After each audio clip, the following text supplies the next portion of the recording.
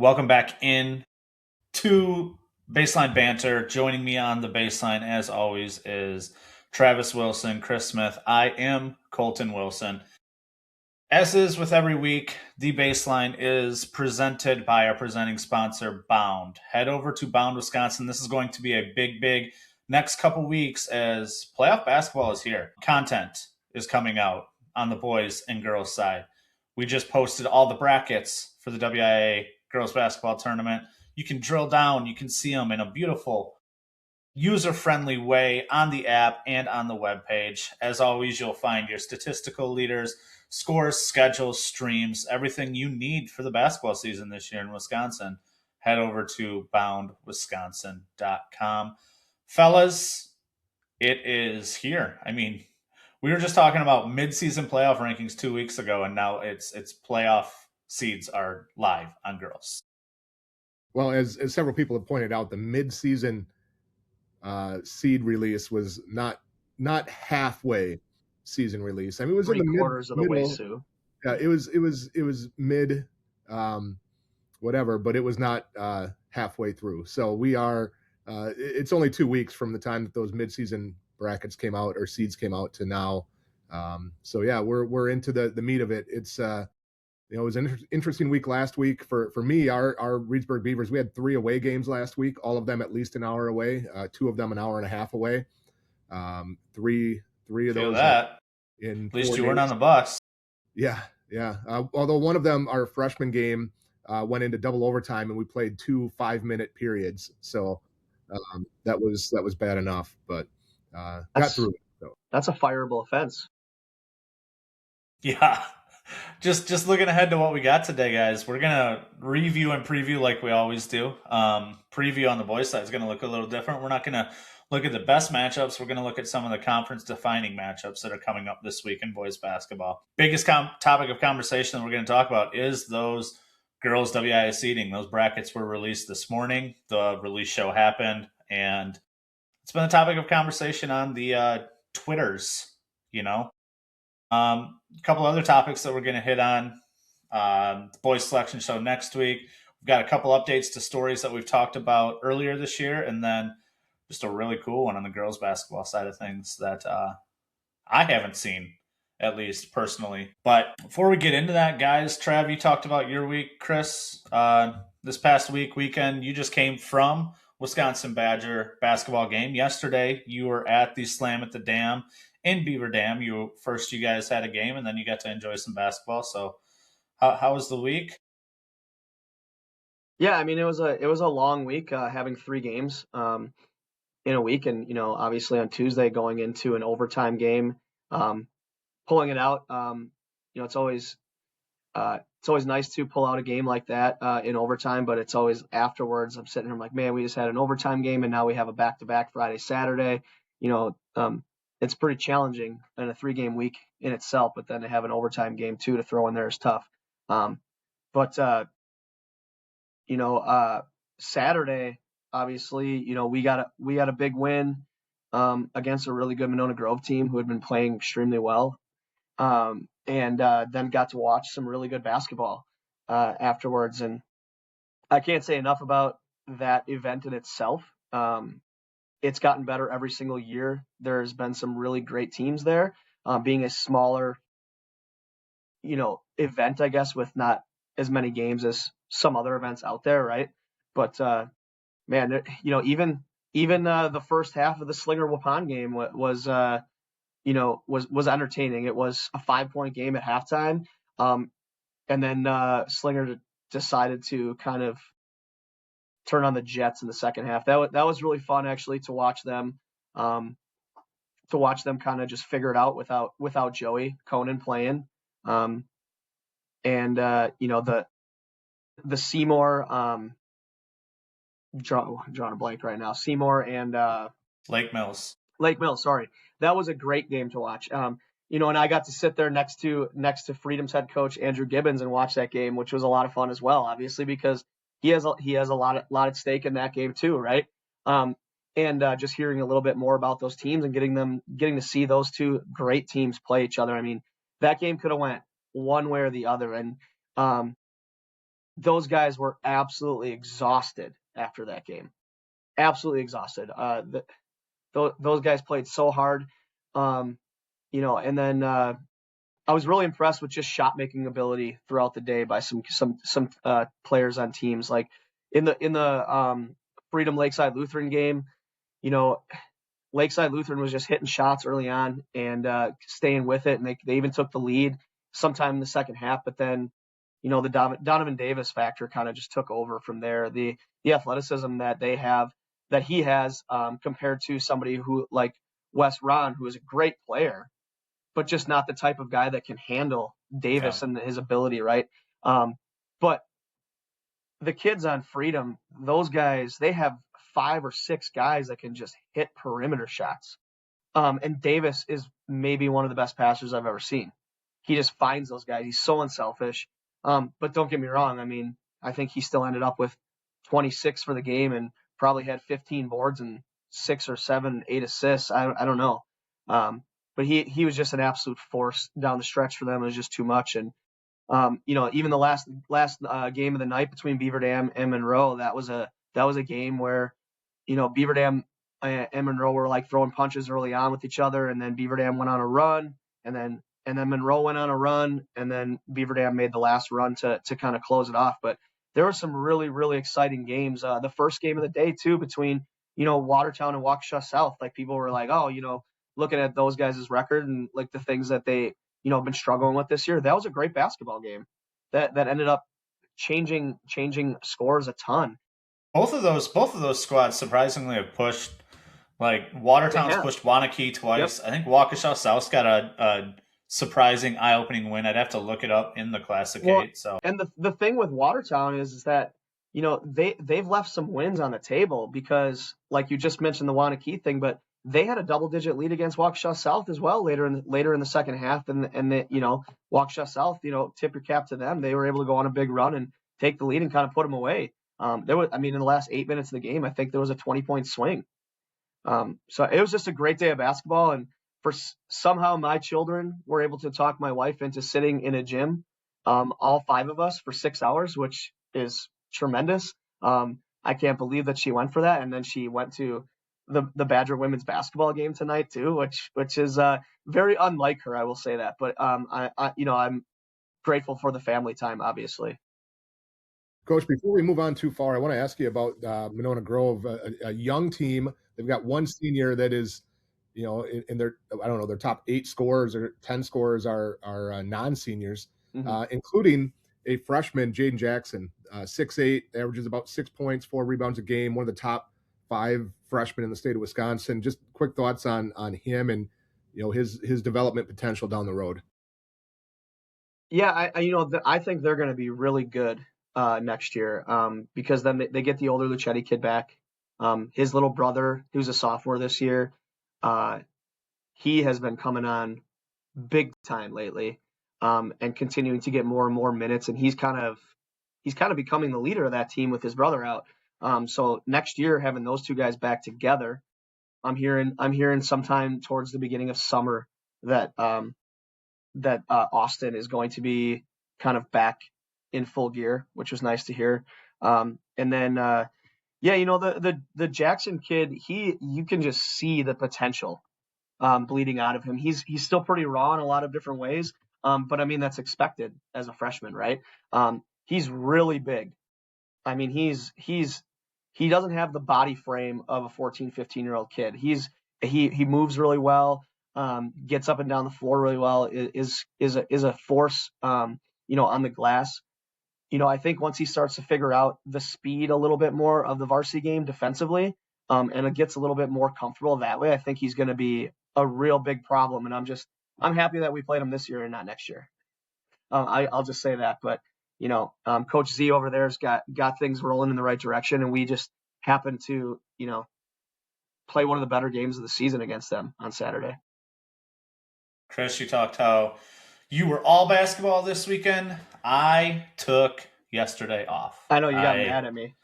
I didn't get mad at you. I just I was feeling the early February blues a little bit this past week. Be completely honest. I actually talked with Coach Johns from Lakeside. I think we talked for 40 minutes on Thursday, just in a phone call about, longevity of coaching, the grind of it and everything. And really good conversation that kind of rejuvenated me, but I had to take Saturday off from work, from hoops, from everything, and instead go buy a new couch, spend a bunch of money at Costco and do all that stuff. But it was a good just refresher. Sometimes you just need that reset of whether it's a day, a half day, something to just get you back into it for these last couple of weeks. So Yeah, it's crunch time in the season for sure. It's been a long season. Obviously, it is a long season every year, but you have to love it. And the fact that I look ahead now and we only have 3 games left in the regular season, I was like, how is that possible? Because you just get so engulfed in it, and you just forget about time. And I was like, holy crap, it's the middle of February. Like, this has been going on since the middle of November. once it hits about January 15th, the season flies by in the blink of an eye. Mm-hmm. It's you go from 9 games in to all of a sudden you're at 24. Let's hop to the review. A lot of noteworthy things this last week in boys and girls basketball. Trav, I'm gonna turn it over to you first. In girls basketball, what were some of our milestones? What were some of our top stories? Yeah, we're going to get through this review pretty quickly so we can focus on some of the larger issues that we'll talk about, larger items.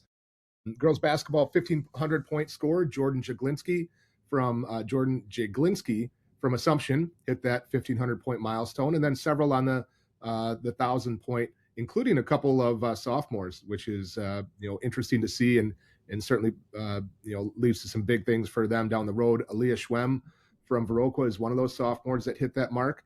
And then Najiya Riyak from Madison La Follette, who we'll talk about in depth a little bit later, hit 1,000 points as a sophomore as well. Others to hit that mark: Josie Purakowski from Brookfield East, Kaya Waldrop from Notre Dame, Taylor Hager from Cadet, and Ariel Allen from Milwaukee Academy of Science. On the other milestones side of things, Malia Lemarand from Bayport became their all-time leading scorer, and that's a pretty strong program with a pretty good history recently of girls basketball players.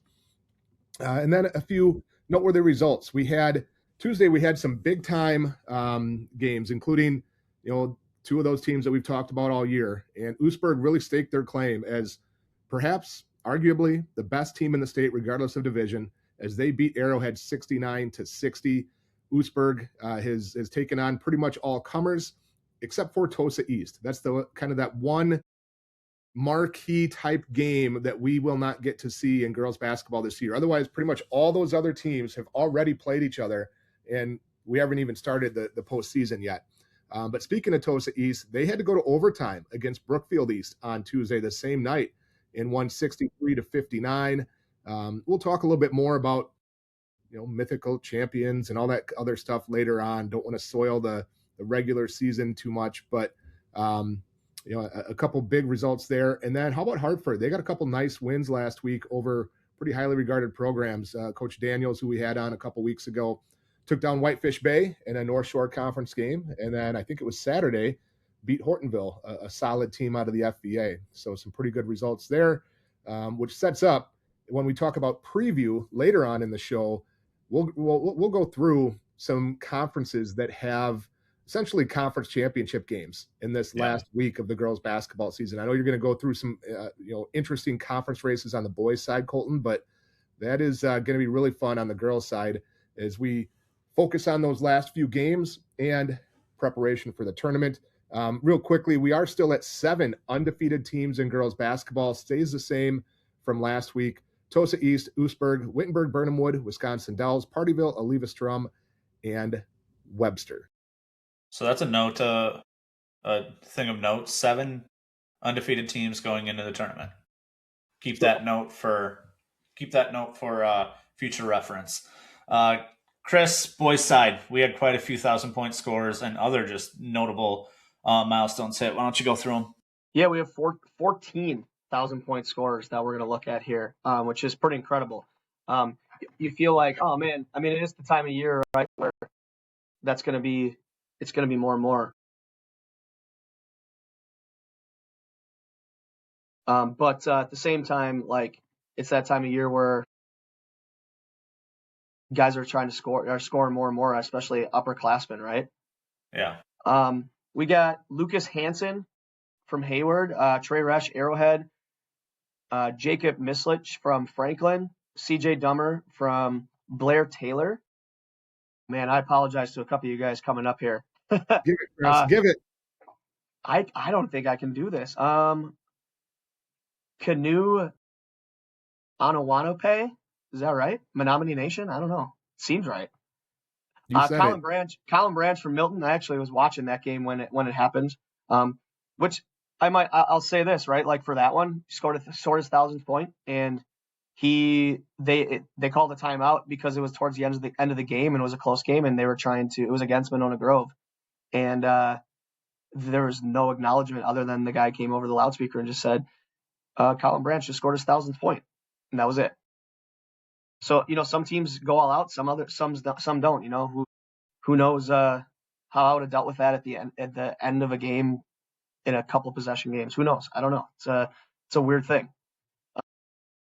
Peak Zuberbuehler from Darlington. Is that even close? Zuberbuehler. Yeah. Not bad. Colton Lotz from New Auburn. Anthony Brooks from Cudahy. Kevin Feck from Rhinelander. Jeez. Is it Azan? Your guess is as good as mine. So that's why I'm letting you Greenfield. Read them. Zare Gwynn from Racine Park, Arden Stren from Reedsville, and Brody Anderson from Washburn. Congratulations to all you guys. I'm sorry if I butchered your name. I'm trying my best. But there's some other notable things here. Colton, if you want to take those easy names there, that'd be great. Yeah, a couple kids became their school's all-time leading scorers this week.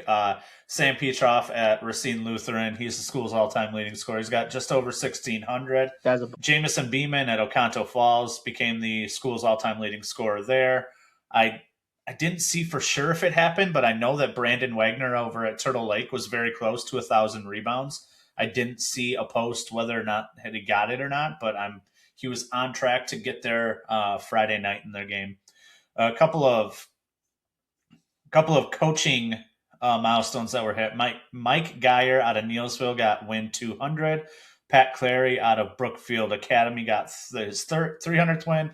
Adam Jacobson at Marathon got his 300th win. Todd Johns, Lakeside Lutheran, got win number 400. And again, Coach, appreciate the conversation this past week. Appreciate the phone call.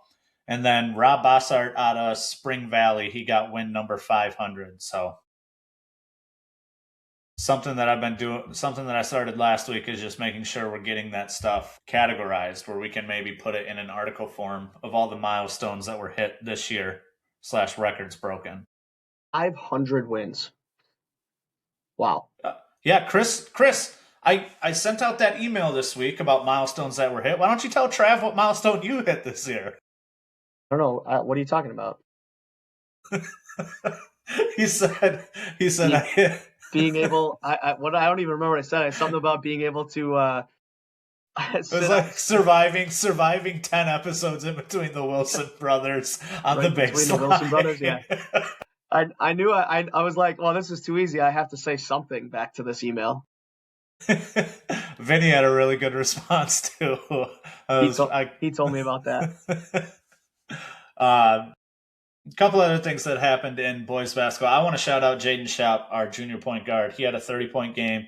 Came in a loss against Lancaster, but in my 10 years at Richland Center, outside of the first year where we had the all-time leading scorer, we've only had one 30-point game in the last 9 years. So that was the second 30-point game Richland Center boys have had in 9 years. Plymouth got a pretty big upset win over Oostburg. They're clicking a little bit. I think Coach Schultz said they're getting back to full strength, so it's a good thing. Nicolay over Slinger. When you got a guy who can score 50 on any given night. Nicolay over Slinger. That one just affects the North Shore standings. I think that puts Whitefish Bay in a tie at the top now. So, call it an upset, call it what you will. That's a really good Nicolay team. Blake Memorial split the season series with Waterford's. Unless there's an upset in there somewhere, we are looking at a Southern Lakes title share between those two. Brook East over Tosa West. Freshman Matt McMullen was back. I think that was an overtime game, and he had 20-plus points in that one. So 100 to 95 score, right? Yeah. It's wild. A lot of points. Oshkosh North got a win over Appleton North. That one, I think it was in the 60s, played in the 60s, which now means Kaukauna, after splitting with Appleton North, Kaukauna is at the top of the FBA standings. Fall Creek got a big win over Regis to stand alone the Clover Belt West right now. We kind of touched on the Slam at the Dam, so we actually don't need to hop into that. But just one other big note that came out from one of the top teams in the state is Iowa State commit and West Allis Central phenom Yusef Gray Jr. suffered an injury that's going to keep him out the rest of the year. Big headline injury in the state, affects what we have talked as probably one of the top 2 teams in the state. So really, really unfortunate news. Best of luck in his recovery to Yusef. Yeah, everyone was circling that sectional final type game right there against them. And West Allis Central is still going to be a really good team even without him. But to be able to take out Wisconsin Lutheran, they would have needed him for sure. It's going to make it a very tall task. Also, one of what we likely would consider and what many would consider one of the 2 front runners for that Mr. Basketball. Mm-hmm. So unfortunate injury. Injuries suck. I hate them at any level, Couple other news stories before we hop into this. Me and my JV group are down watching film this past week. I think it was on Wednesday, and one of the kids are like, "Oh, the backboard's shattered." And we come in, and our main hoop backboard is just glassed up. Our senior postman went up, dunked it, and just shattered the backboard. So, second shattered backboard I've seen in real time in Richland Center. So that was fun. Kudos to go ahead. Yeah. Did I tell you about the backboard shattering in Reedsburg a few weeks ago? In the freshman gym? Yeah. Or in the Hawks gym? It was from a ball hitting the side of the backboard. What? It was so crazy. Yeah. That's wild. Verified by the school security camera. Like, I thought for sure somebody went up, and it was after a freshman game during the varsity game. Kids were shooting around, messing around. I thought for sure somebody did something stupid and went up and snapped it, or, pulled on the net and pulled themselves up, whatever. No, legitimately the ball hit the side of the backboard, and it didn't shatter, like fall on the floor, but it it did the spider crack for the entire thing, completely toast. Wild. Shout out Liam Fingerson, shatter backboard. Shout out our custodial staff that got the new one in, as we had a game the next night. So, what was the turnover time there? So it shattered at about 6 o'clock on a Wednesday. I believe they had it ready by 3 p.m. the next day. They just took one from one of the side hoops. My OCD-ness stood at half court and noticed that it was off-centered and tilting a little bit, but hopefully that might get fixed. We'll see.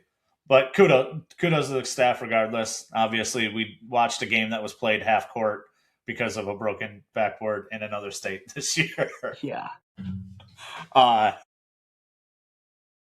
Story from earlier this year was the Antigo boys basketball situation. Their first-year head coach was let go pretty early on in the season.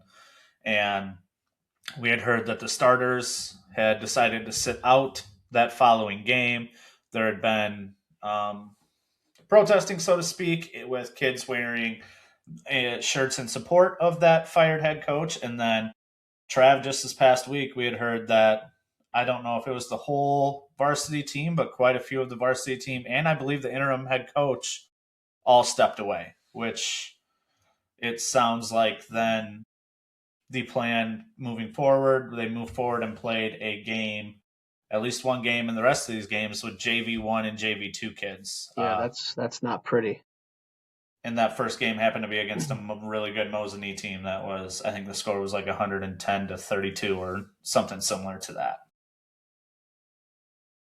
I mean, we just don't really know the full details behind what happened with the head coach to get let go, or he was let go. We know that, right? But we just don't know why. And I mean, I don't know if we're ever going to find that out. You would think that would at some point be public knowledge, I guess, but it hasn't. I've heard the school put out that there was legit, like, it was non-basketball reasons is what they indicated, but exactly what that means, don't know. I'm sure the community of Antigo has all the details, but Colton will be driving through there sometime soon, so he can stop by. And I've heard rumors, not something that I'm willing to sit and talk about here and expound on that when they're just rumblings. The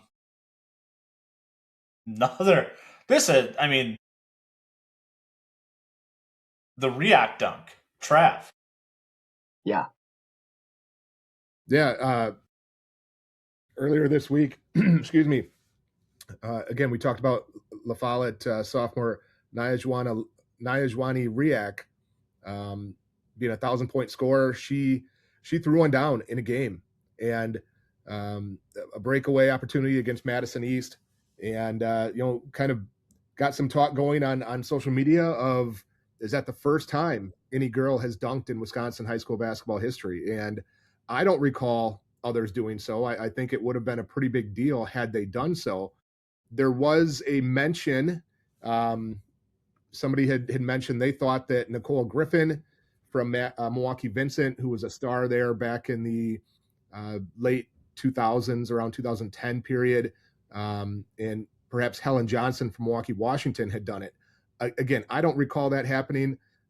Maybe talk of could they dunk or have they dunked in practice, but dunking in a game is obviously a very different story. So it looked easy. Yeah, I was just going to say, it looked super easy. I mean, she got up there, no problem. Yeah. And it also led me to start thinking about, where does she rank as a sophomore amongst some of the better prospects that have come out of the state of Wisconsin in the last couple decades, maybe all time. I think she's somewhere in the top 10, depending on which national ranking you look at. And there's been some other girls that have been that high. You go back a little ways, 15 years or so. Samantha Logic from Racine was ranked in the top 10. Of course, Arike Ogumbawale, perhaps the best known player to come out of Wisconsin. She was ranked very highly. Estella Moshkow from Edgewood went on to play at Stanford and then returned and finished her career at Wisconsin. Lexi Donarski was a top 10 player at Aquinas. KK Arnold, Allie Zabel, both those girls are now at UConn, of course. KK from Germantown, Allie Zabel from Nina, Miss Basketball a couple years ago. But looking at what Najwani can do as a 6'1" player, can handle the ball, can shoot it, the athletic ability that she has as a sophomore, I just have a hard time seeing where she won't be at least in that category of national type players. She's got over 40 scholarship offers, had plenty before she even got into high school. So, it's going to be interesting following her career over the next couple years, what she can do with Madison La Follette, what she can do to put herself on that national stage, because she's got all the tools. You dunk as a sophomore in high school, perhaps the first time it's ever happened for a girls player. You're in that category of some of the all-time greats in Wisconsin. Just a really cool thing to be able to follow, and hopefully Madison La Follette can get themselves on the big stage, maybe a run to the state tournament at some point, whatever it might be, to put her kind of in that spotlight in front of a statewide audience would be really cool to see. So we'll talk more about the Big 8 race, where they stand, a little bit later, but that was obviously impressive, and again, kind of kickstarted that conversation of where she might rank all time. Could you imagine if they made it to state and she dunked in a state game? That's that a would moment. That would be pretty awesome. One more topic before we hop on into our seeding. Timeout timers. What? Throw them away. At first, I didn't quite know what. Like, just reading it, not knowing exactly what the talking point was, and then Chris came in and was, it's the If there's 32 seconds left on the game clock and you call a timeout, all of a sudden you have no idea how much time is on the clock because of the timeout timer on the frickin' score clock. I don't know why. I don't know when it started. I don't remember being to a game in the last 20 years where it was used. And all of a sudden this year, I've seen it a number of times. I don't know if I've seen it in person, but watching streams as we do often at night to watch games or find scores, I see it so often. And I don't understand why. I don't know who asked for it. I don't know who would ever want it. I don't know why all of a sudden it seems to be more common, if it's a setting or a feature that is now on default on more of the newer score clocks. What it is, I hate it. Get rid of it. If you're doing it, turn the setting off. Coaches hate it. Fans don't need it. Nobody needs it. It's the worst, honestly. I mean, late game situations when there are a lot of times, right, where as a coach you call timeout because of the situation. The clock is lower and you don't know exactly the time that where it stops, right? And so you bring it in, you talk about, you're asked if it's a 30 or a full, and you're telling them that and stuff, and then you get your board and you're like, all right, I got to recall exactly how much time is on the clock, right? And then you look up and it's like counting down from a minute. I'm like, are you kidding me right now? And then you have to have an assistant go run to the score and be like, how much time is left? Like, what are you doing? You're not helping anybody out. Okay, like you have the timer there. You buzz the horn when it needs to be buzzed, and then the officials come into the huddle, right? Like, no one in the gym needs to know how much time is left on your timer. I also like you want to make an extension of this. I also have a huge issue with all of the first horn stuff and all that crap, and the officials come and tell you to get out and stuff. It's like, hold on, I call the full timeout, so give me 60 seconds and stop talking to me. Seriously. Well, it is supposed to be. We get 10 to 12 seconds of our timeout ruined because someone's coming in and telling me to bring them out. Well, I'm sorry. I'm trying to coach my kids here, and I'm going to use every single second that I'm allotted to use for this timeout. Like if the 60-second buzzer goes off, then come and get us, right? But it's like I have it's a pet peeve too. Like I just can't stand that when and it's not the official's fault. Like they're doing their job. That's what they're told to do. But if it's a 60-second timeout, give me 60 seconds to talk to my kids. Then give us 10 seconds. It is supposed to be. It is supposed to be. You are ready for play at the end of that 60-second time. That's stupid. Change the rule. Yes, that's stupid. It's so dumb. Then it's not a full timeout, and you can't tell me a full timeout 60 seconds. Then you can't. Tell me the full timeout is 50 seconds. Hey, Colton, a full timeout is 50 seconds, so be ready to go. Yeah, well, that's not what the rule book says. And there are even officials who hate doing it to coaches too. I'm gonna tell you that right now too, as well. Like they get it, most of them, anyways. I don't know. The whole timer thing. It sets off a lot of things in my head when it comes to that and just timeouts in general. And oh man. All right, timeout timer tyrants. Side, let's get into the biggest storyline of the weekend, and it started this morning. It was the release of the WIAA girls basketball playoff seeds divisions 1 through 5. Now, before we get into this conversation, I want to preface all the conversations that happen online that if you sit behind a faceless account on Twitter and you decide to input your opinion, I don't care. If you have a troll account, if you have a faceless account on Twitter and you aren't willing to stand behind your argument, I don't care what you have to say. Sorry, Colton. I mean, I saw it plenty today, right? I believe where there's coaches, I will sit and engage. Officials, anybody that's got a face, for the most part, engageable. If you are sitting behind a basketball as your Twitter profile, or just start calling people out, or just anything that is not, who you are, I don't care your opinion on the WIA seeding process. Don't you find that to be a little bit disrespectful? Because you don't ever have any issues with trolls or anything like that, right? I think it's funny that Colton's bringing this up now. Like he got on me for so long about blocking trolls or No, whatever, and now here that's he is getting pissy about people not even like going at him, just making comments in general. no. I don't engage, right? I don't engage, but I'm saying that your opinion is invalidated if you can't put your face to it. All right. With that said, one thing to point out right away: we're not doing a full in-depth sectional preview or anything like that tonight for girls basketball. We'll save that for next week, or maybe even a special episode we talked about doing. We're going to talk kind of general things, general themes, reaction to the seeding, how it went, those kinds of things tonight. So if you're looking for more of an in-depth preview, stay tuned for a later edition of the Baseline Banter. We'll do that for girls and of course for boys as that comes out a little bit later as well. Just looking over the seedings though, I will say, as someone that was on the committee that developed it initially, that has tweaked it the last few years, I think it continues to get better. I don't think it is perfect by any means. I think it's better than it has been the last few years. There's been some changes that were put into place to use head-to-head more frequently, to use different weighting, to try to address things that people had pointed out over the last few years. And I think it's gotten to a point where it's actually pretty good outside of what we have talked about before and what has been an issue every single year. And it's been an issue in football, boys basketball, girls basketball. It'll be an issue in volleyball that is now switching to electronic seating going forward as well.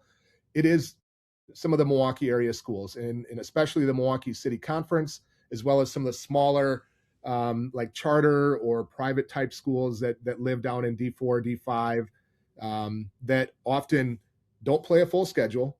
They're playing 16 games, 12 games, some of them. They don't play outside of their conference. Most of the Milwaukee City teams do not play outside of their league. And so you're playing a closed loop schedule where there's not many comparable or comparable data points. You're not going out and playing teams that are probably going to beat you, because if we're being honest, the way things are, unfortunately, in the Milwaukee City Conference, on the girls' side especially, if they played non-conference games against average competition, they would lose. And we've seen that with some of the instances of those teams getting higher seeds that, when they do go outside of the league, they got hammered pretty well. So that continues to be an issue, still an outlier for those instances. But if you look at the rest of the state, if you look at the other areas, I think there's things that people will argue. I think, as we've talked about before, you could put 10 people in a room and have them look at a group of 8 teams and put them in 8 different orders, and nobody would be wrong necessarily, just have difference of opinion. I don't see anything glaring outside of those outliers, which is good, because there had been some issues that were a little more glaring in the past, whether it was head-to-head situations or whatever it might be.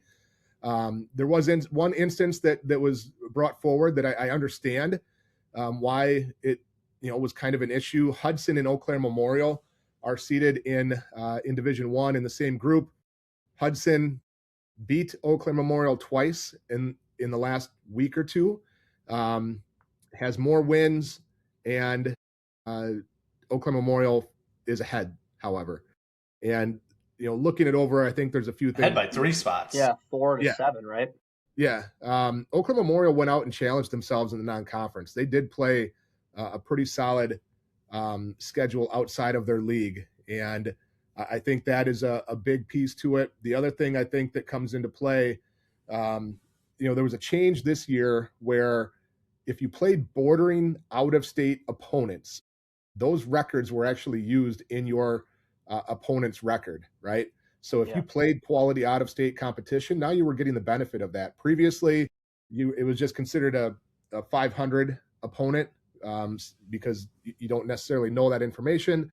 There was a change put in that would now be applied for those records. Hudson played, I think, 4 teams from out of state, and I don't know how good all of those teams were, but looking at some of the other games they played in state, again, they didn't necessarily play the toughest schedule. So I think it's one of those things where the overall resume for Eau Claire Memorial was just significantly better. You look at the head-to-head and you understand why Hudson would be upset, but that was one of the few things that kind of stood out. Eau Claire Memorial's kind of been struggling down the stretch, to be honest with you. They lost those 2 games to Hudson in the last couple of weeks, and have lost 3 out of 5 since those midseason seeds came out. So here's the issue with that I see specifically, even looking at this sectional in specific.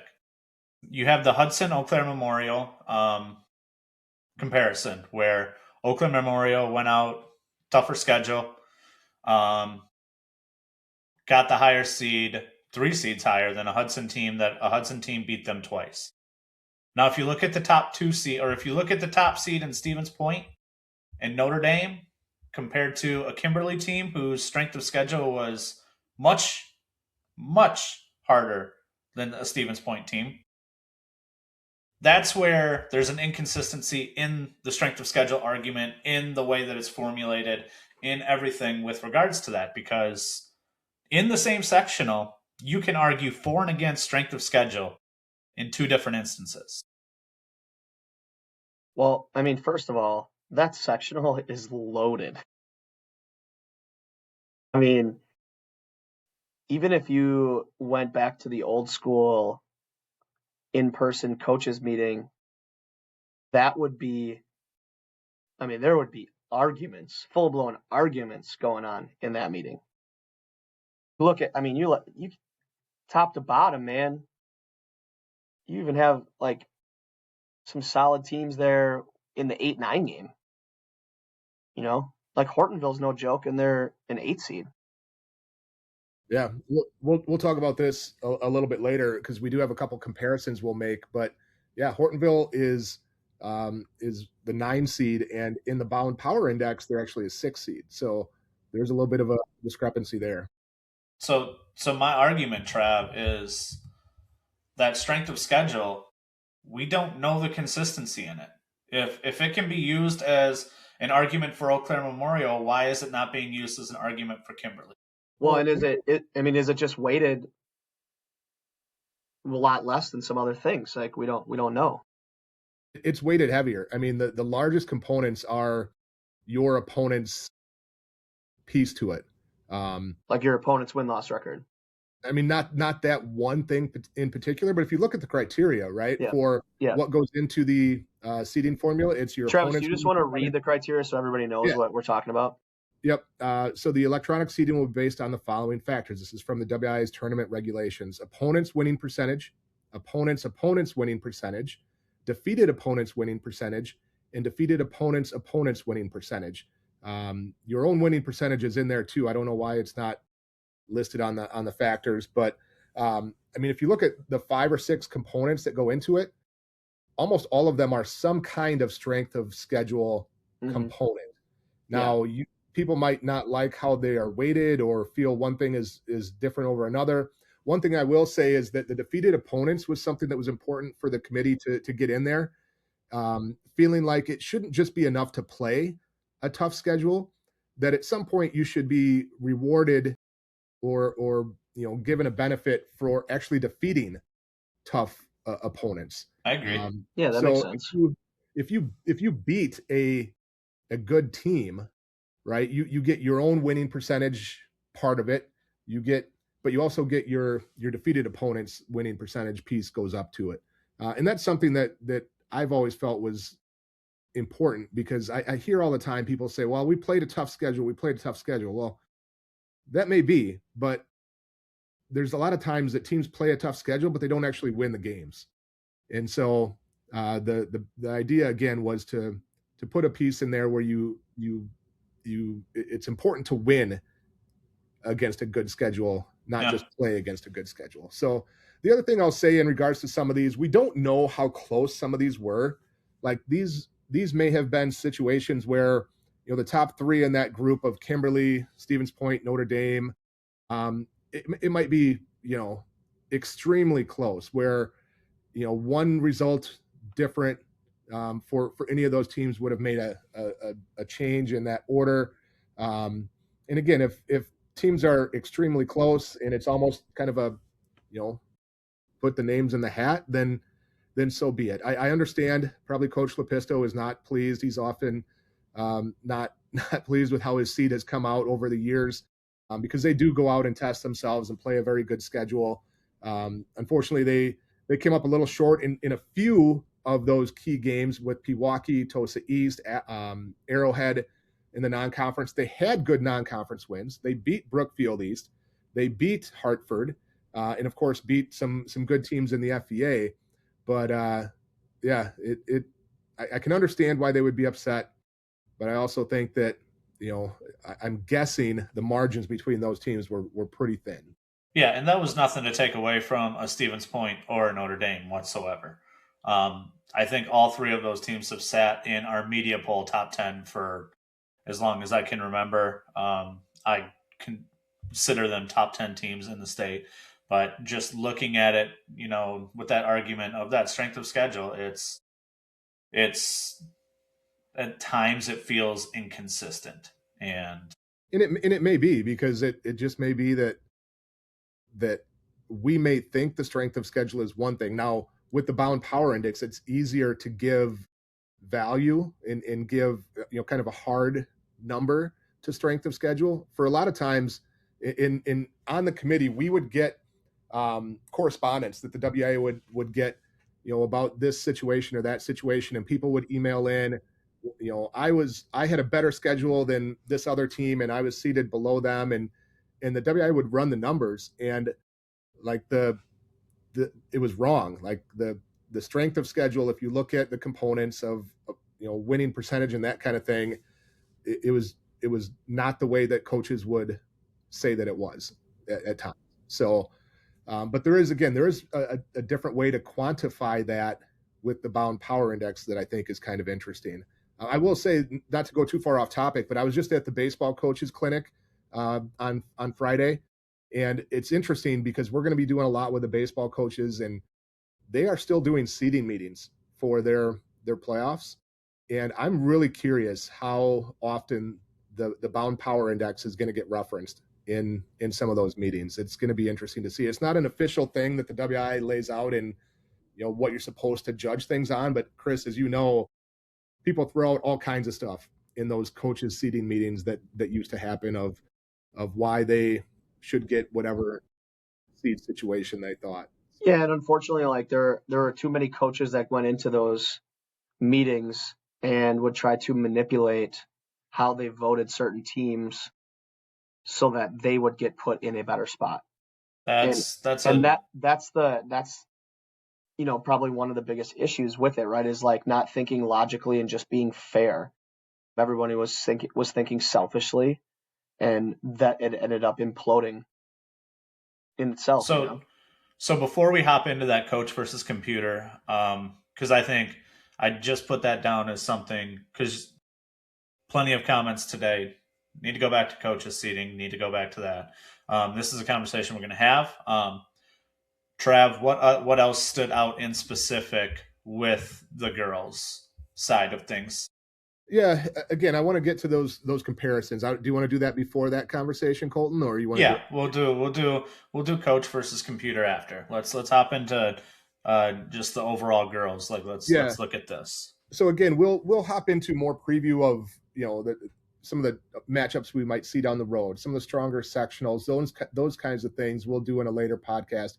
One of the things that I did do that I thought was interesting, because this is the first year that we've had the mid-season seeds that came out, and there was a lot of coaches that were requesting that over the last couple of years, and I wanted to see just how much change actually happened from the time that the seeds or from the mid-season seed release, which for girls was on January 30th, to today, February 15th, 2 weeks later. Just how much change is there? And so I broke it down. I looked back and did all the work for everybody, and I think there's less movement than maybe what people would have thought.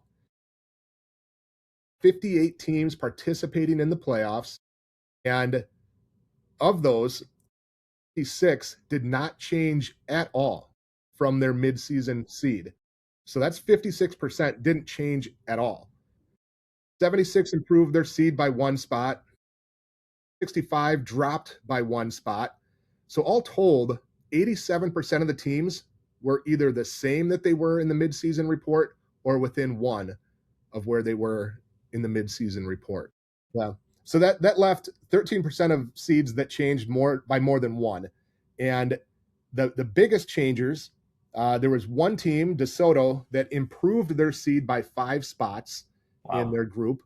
And there was 3 instances, Providence Academy, Green Bay, the Milwaukee Pulaski Co-op, and Markesan, that improved their seed by 4 positions from the midseason release to the final. Were there scores in for the midseason? That's a good question. I don't know. That's a whole nother ball of wax. Yeah. And it'd be interesting to compare this. Well, I'll do this next Sunday on the boys' side to see if because the boys went better for the midseason, if there's even fewer changes on the boys' side. There were some teams that dropped fairly significantly over the last 2 weeks in their seed position. There was 4 teams that dropped 4 positions. Niagara went down, Badger, Elk Mound, and Delavan Darien all went down 4 spots. In fact, Elk Mound went from a 1 seed in the midseason report that came out all the way down to a 5 seed in the final seeds that came out. Of the 36 top seeds, 30 of them stayed the same from the midseason report to the final report. That would be 83.3% repeating, something like that. Repeating, of course. Yeah. There was only, again, Elk Mound dropped big. The others all slid from number 1 to number 2. The other 5 that changed out of the number 1 spot. Teams that moved into the number 1 spot, Denmark and Regis rose from a 3 seed in the midseason report to a top seed at the end of the year. Regis, a big part of that was beating McDonald Central late in the year. And then there was 4 teams that moved from a 2 to a 1. So again, all told, I thought it was just interesting to put some quantification on the movement that could happen. Maybe that assuages some people that wanted to know or thought that there would be more movement than what there is. I don't know, but I like the data side of things. I as you guys know, I dig into this a lot and do some comparison stuff. So that is all broken down on boundwisconsin.com. You can see how much fluctuation there was for every single team, which teams moved, how much, all that kind of stuff. Check it out on Bound Wisconsin. Interesting with that DeSoto team. They went 5-1 in that period between midseason and now. And their only loss came to what is a 1 seed in Almond Bancroft. So, and of course, part of that is also what else happens in the other teams. Yeah, absolutely. Group, right. It's hard to move up too much if everybody kind of holds serve. So there's a piece to that as well. The other thing I looked at that I have not published yet, and I was curious about this because we've talked about it quite a bit, the Bound Power Index and what that looks like and how it compares maybe to the coaches poll, the media poll, the midseason seeds. There's been a lot of coaches that have talked about it favorably in what it looks like. And so I did the math on that as well. I haven't published that article yet, but I do have it in a format that I can share. And I will say that when we talk about some of those outliers that are an issue, right? Some of the Milwaukee City teams and those kinds of things, the Bound Power Index certainly handles those better than what the current WIIA formula does. Looking at some of the more glaring, I guess, examples, if you will, Milwaukee King in the final seeding from the WIAA in Division 1, Sectional 2 was a 4 seed. In the Bound Power Index, they were 15th in their sectional. That's a difference of 11 spots. Milwaukee Pulaski went from a 3 in the WIIA seeding to a 13 in the Bound Power Index. That's a difference of 10 spots.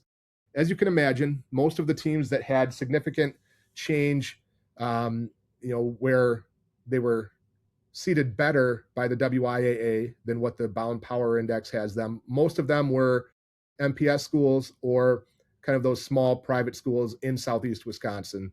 Eastbrook Academy and that kind of thing. Interestingly enough, we had that conversation about Hudson and Eau Claire Memorial earlier. In the Bound Power Index, Eau Claire Memorial, instead of being a 4 by the WIAA, would be an 8 seed in their grouping. So a change there. Marinette also had a 4 position drop compared to the WIA side of things. One thing that not to knock our power index, but one thing that we do struggle with is some of those out of state teams. Yes, we do not have the records for, unless they're from Iowa. We do not have the full records for those out of state opponents. So that is something that comes into play. There's a couple hundred out of state games every year that teams play. Now, out of the, I can't remember how many thousands of games, tens of thousands of games, 200 games is not a significant number where it's going to change the grand picture. But for some teams like a Hudson, or certainly like a Superior plays almost all their games out of state. They're in an out of state. Those border schools. Yeah, those border type schools, it can change them, a little bit more than like if you just went and played a Chicago De La Salle team one time and one of your 24 games were out of state. That impact is different compared to what some of those teams have. On the other end of the spectrum, though, obviously there was teams that were seeded better in the, looked at better by the Bound Power Index than by the WIA seeding. There was teams that went the other direction, that rose, and oftentimes, I think the strength of schedule kind of came into play. Oshkosh West was the largest riser. They were a 12 seed on the WIA side, and they moved. There would be a 6 in the Bound Power Index. West Osha Central would go from a 13 to an 8, so that's a difference of 5. There's a few differences of teams moving up 4 spots or being, viewed more favorably by 3 spots in the Bound Power Index. But all told, again, I'm going to publish it because I think it's just interesting information to see. Again, not advocating one bit that the Bound Power Index be used in any way, shape, or form, but I think it's interesting to compare because it is another tool to look at. Yeah, it's always fun to kind of compare and contrast. And, me sitting here and I think you guys have mentioned too before, you don't necessarily know. Do you guys know what's all in the power index? I did a little more investigation on that. Yeah. And one of the things that I was concerned about was whether margin of victory was in the Bound Index at all. And because I would never favor anything that took into account margin of victory, to be quite honest with you. I do not think that would be good for sportsmanship and things like that. But it is not actually. It's hard to explain. I can share the formula, and when I post this article with the comparisons of the Bound Index to the WI seeds, I'll post it in here. But essentially, it looks at all results and is kind of a who would win type of comparison, right? And then that's applied across all teams, and that determines the power index number. I will say that in the description of it, it talks about probability of winning. So like the points that I have coming into a game and the points that you have coming into a game and what the probability of me winning is. And there's more points that you get if you kind of score an upset, if you will. But all told, I think it's really interesting. Again, I'll post kind of that full formula, but it does specifically say score differential is not a factor in any piece of that. So, a couple notes from the Twitter sphere. I posted out, hey, what were some talking points? What were the bigger storylines from that bracket release today? And friend of the program, longtime friend at WSN, Brent Erdman, goes, from quick glance, there are still some missing results on the WIA side. Obviously, we're not going and auditing that. Trav, you did that 2 weeks ago, and you did that last week on both the boys and girls side. I don't know if you had the time or even the want to go and audit it again this week, but if that's the case, how do instances like that. I mean, we've talked about the repercussions, we've talked about some sort of consequence, but that doesn't help the here and now. That doesn't help the current. Do you foresee that if it's, let's say, 10 missing games, 10 incorrect or missing games across the whole thing, that probably doesn't have that big of an effect? No. Again, there's, I think, several tens of thousands of games played around the state every year. And 10 games are inconsequential from a macro level. Now, there could be instances where one of those games could be significant on a particular team, right? But as we saw, like, one game, because you're using so many different data points with your own record, your opponent's opponent's record. Like, there's hundreds and hundreds of games that make up my own seed. One game out of that is actually not that big of a movement capability even. So every game should be included. And in the schools that don't have their games in properly are doing a disservice to everybody, not just their own team, but the other teams around the state that want to have accurate and fair information. But if it's 10 games that are missing, it is completely inconsequential on a macro scale, and probably is inconsequential on a single team level, unless all 10 of those games happen to be from one team. Yeah. I almost feel like with the reporting of scores, and this might be something that I even bring up. Not that it's an issue in the North Shore with us, because it's not, but like this might even be something I bring up in our end of year meeting about that, you know, maybe our conference needs to do something to make sure that, hey, all the scores are in, right? Where like maybe conference commissioners need to be held a little bit more accountable to requiring coaches or other schools to just make sure that their scores are put in. It's really not that difficult. No, it's not. I mean, it's one of those things that we have lived in that world for 20 years, where the more people that push it, the better it is. And that's one of the things we've always tried to lean on is, like, if it's us asking you to put your information in, if it's the WIAA and the media partners that we have, like when we had a partnership with the Journal Sentinel and they're asking you to, and your parents are asking you to, and your school's asking you to, and your conference is asking you to, the more people that do that, the better. Yeah, I agree. And more likely it'll happen. Here's an example. New Berlin Eisenhower and Muskego played in the New Berlin West holiday tournament the week before Christmas. That game is not in the WIA database somehow. So it's not just neutral site. It is neutral site. Yep.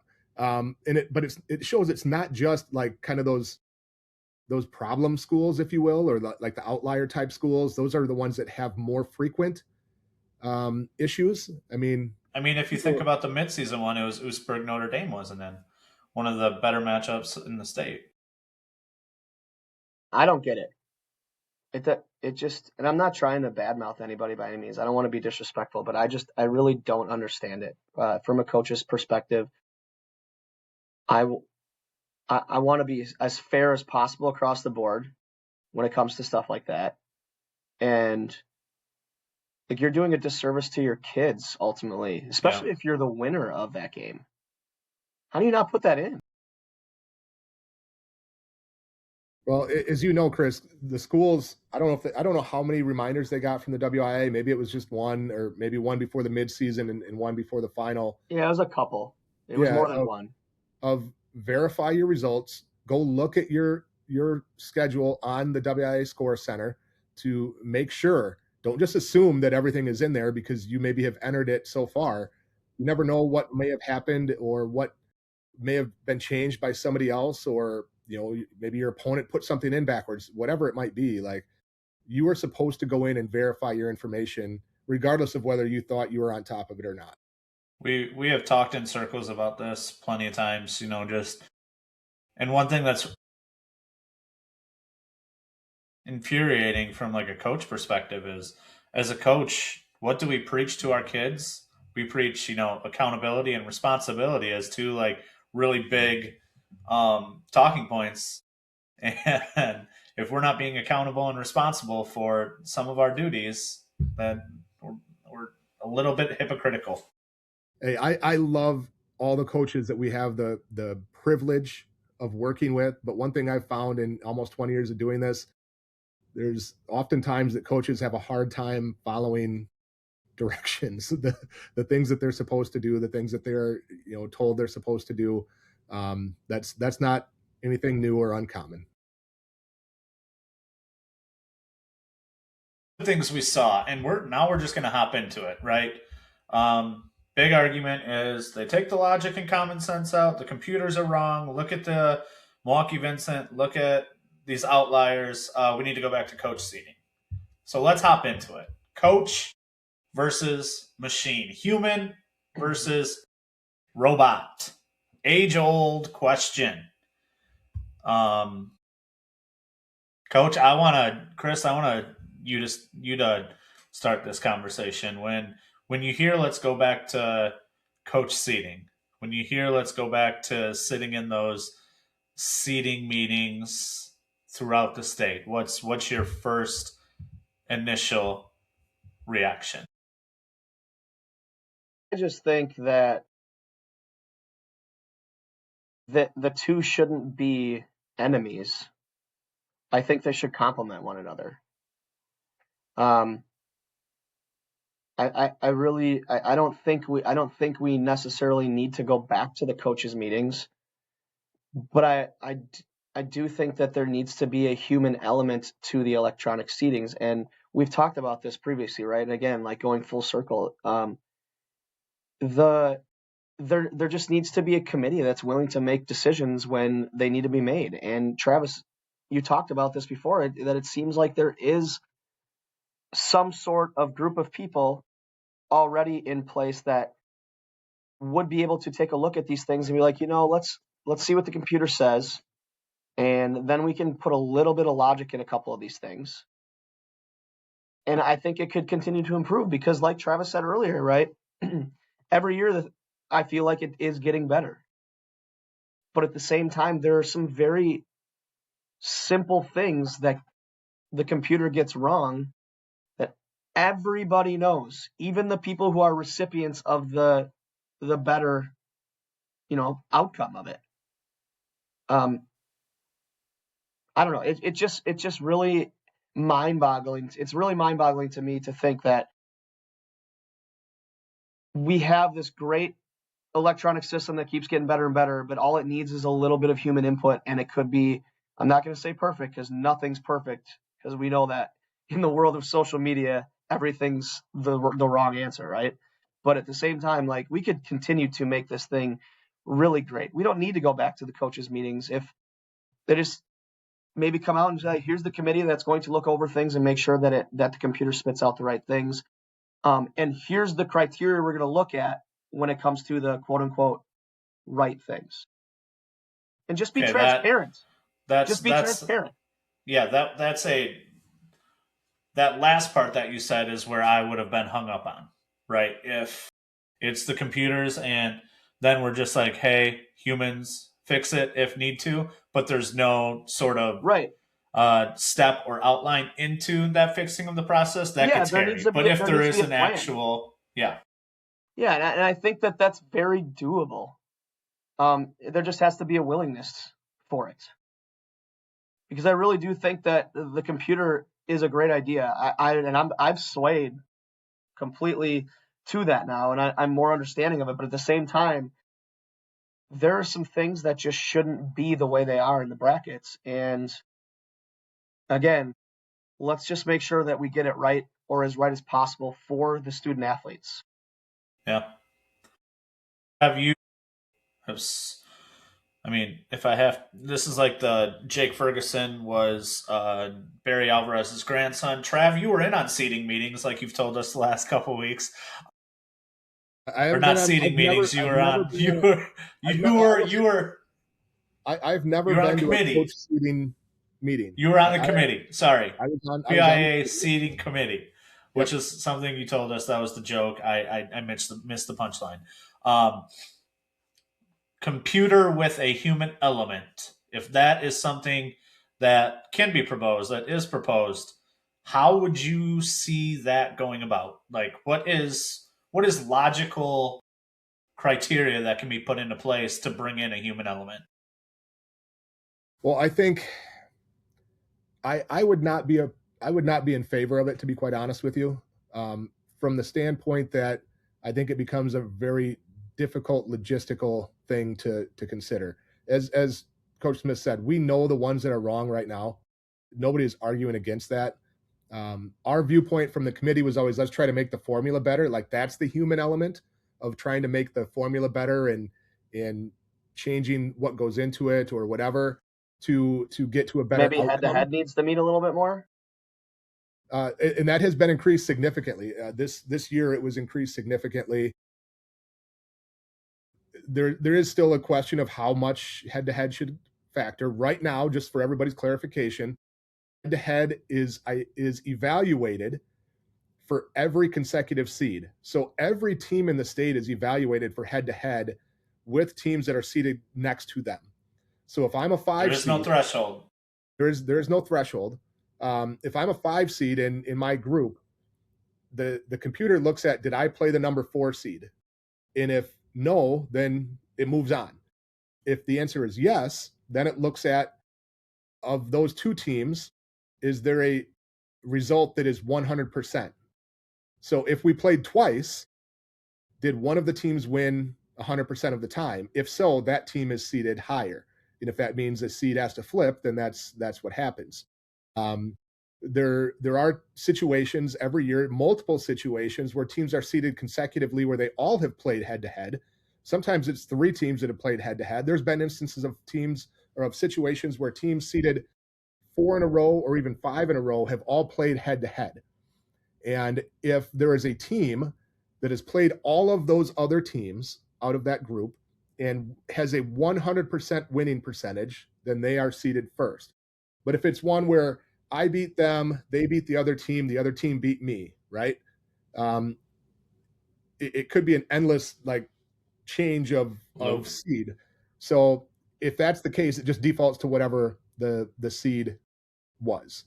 The argument that some people make, and this is one of the big arguments that came out of coaches' seedings, was, well, what if there's bigger gaps, right?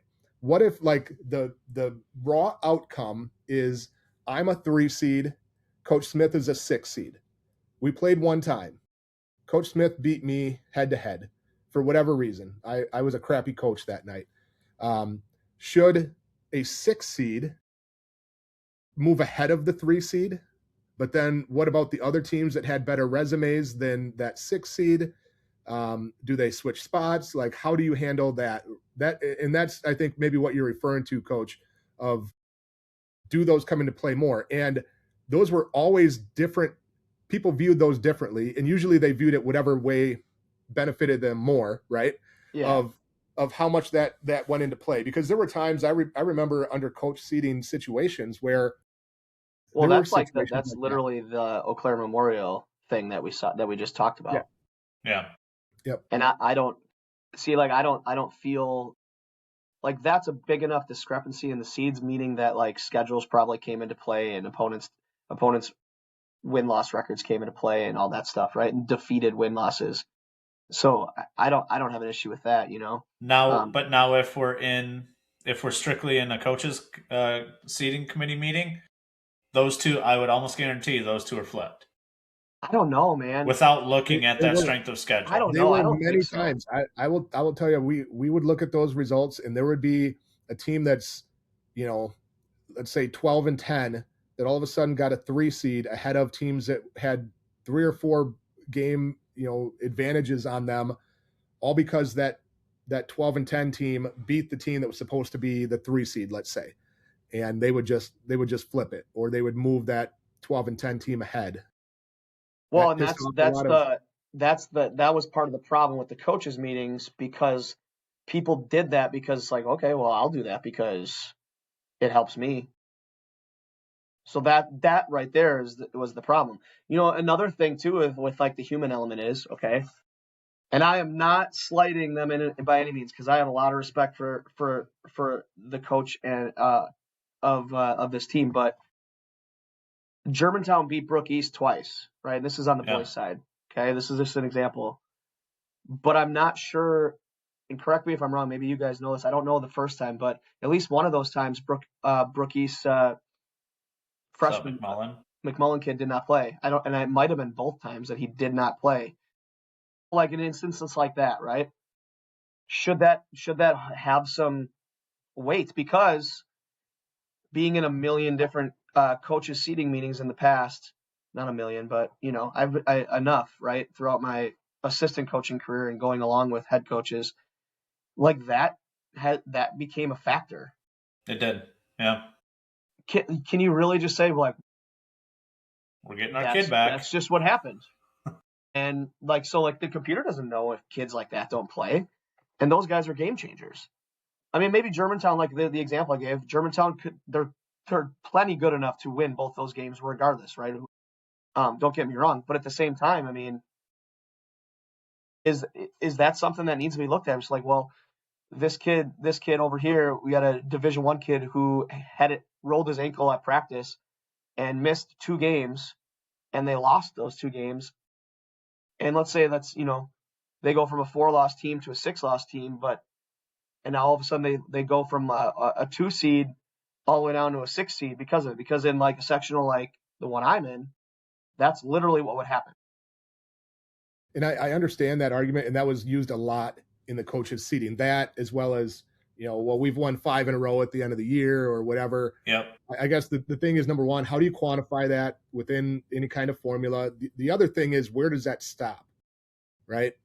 Okay, so this game, your kid was out because he rolled his ankle. Well, this game, my kid played on a bad ankle and, maybe wasn't 100%. Or, we felt like we got screwed by the refs in this game, and that shouldn't really count against us. Well, I think you can look at body of work, right? And like numbers, like statistics are there.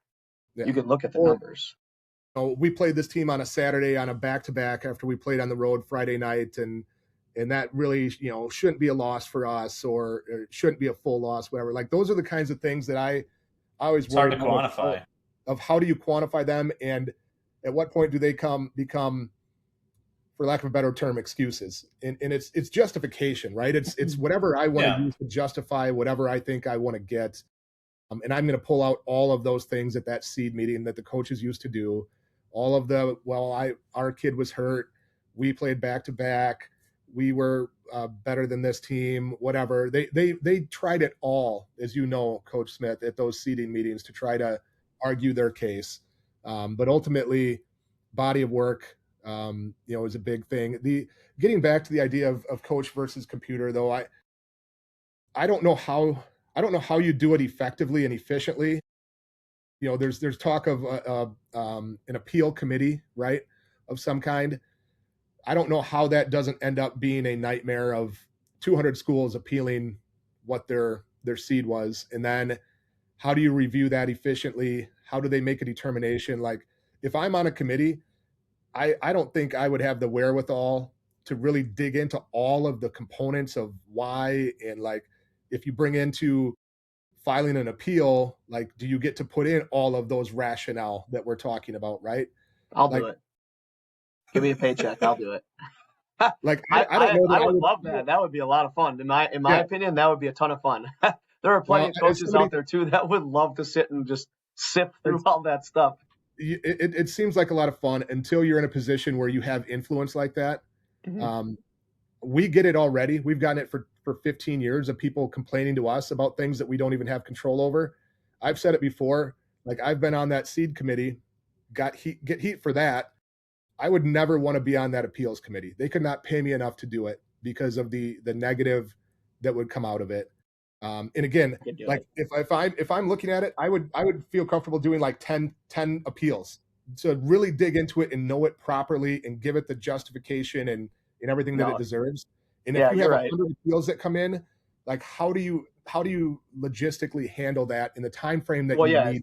And that's the best. That's the most important thing right there. You said at the end, right, Travis, is like the time frame that you need to do it right, to be able to get it, is you just don't have enough time. And you probably, even if you had a lot of people tasked with that, well, now you're talking about your opinion, my opinion, when you look at the numbers and all that, and like how you interpret those things, right? The three of us could be given all the same logistics, right, and we could still come out with a different outcome. So yeah, I get it, and I know that there's different. Yeah, there's so much to it, right? But I just think that there has to be, and it's gonna still. I do believe that it's gonna continue to improve. I do, because it has, like we've talked about. But I don't know. I think that there is a human element that can be input into it. Well, here's the way that it could be combined.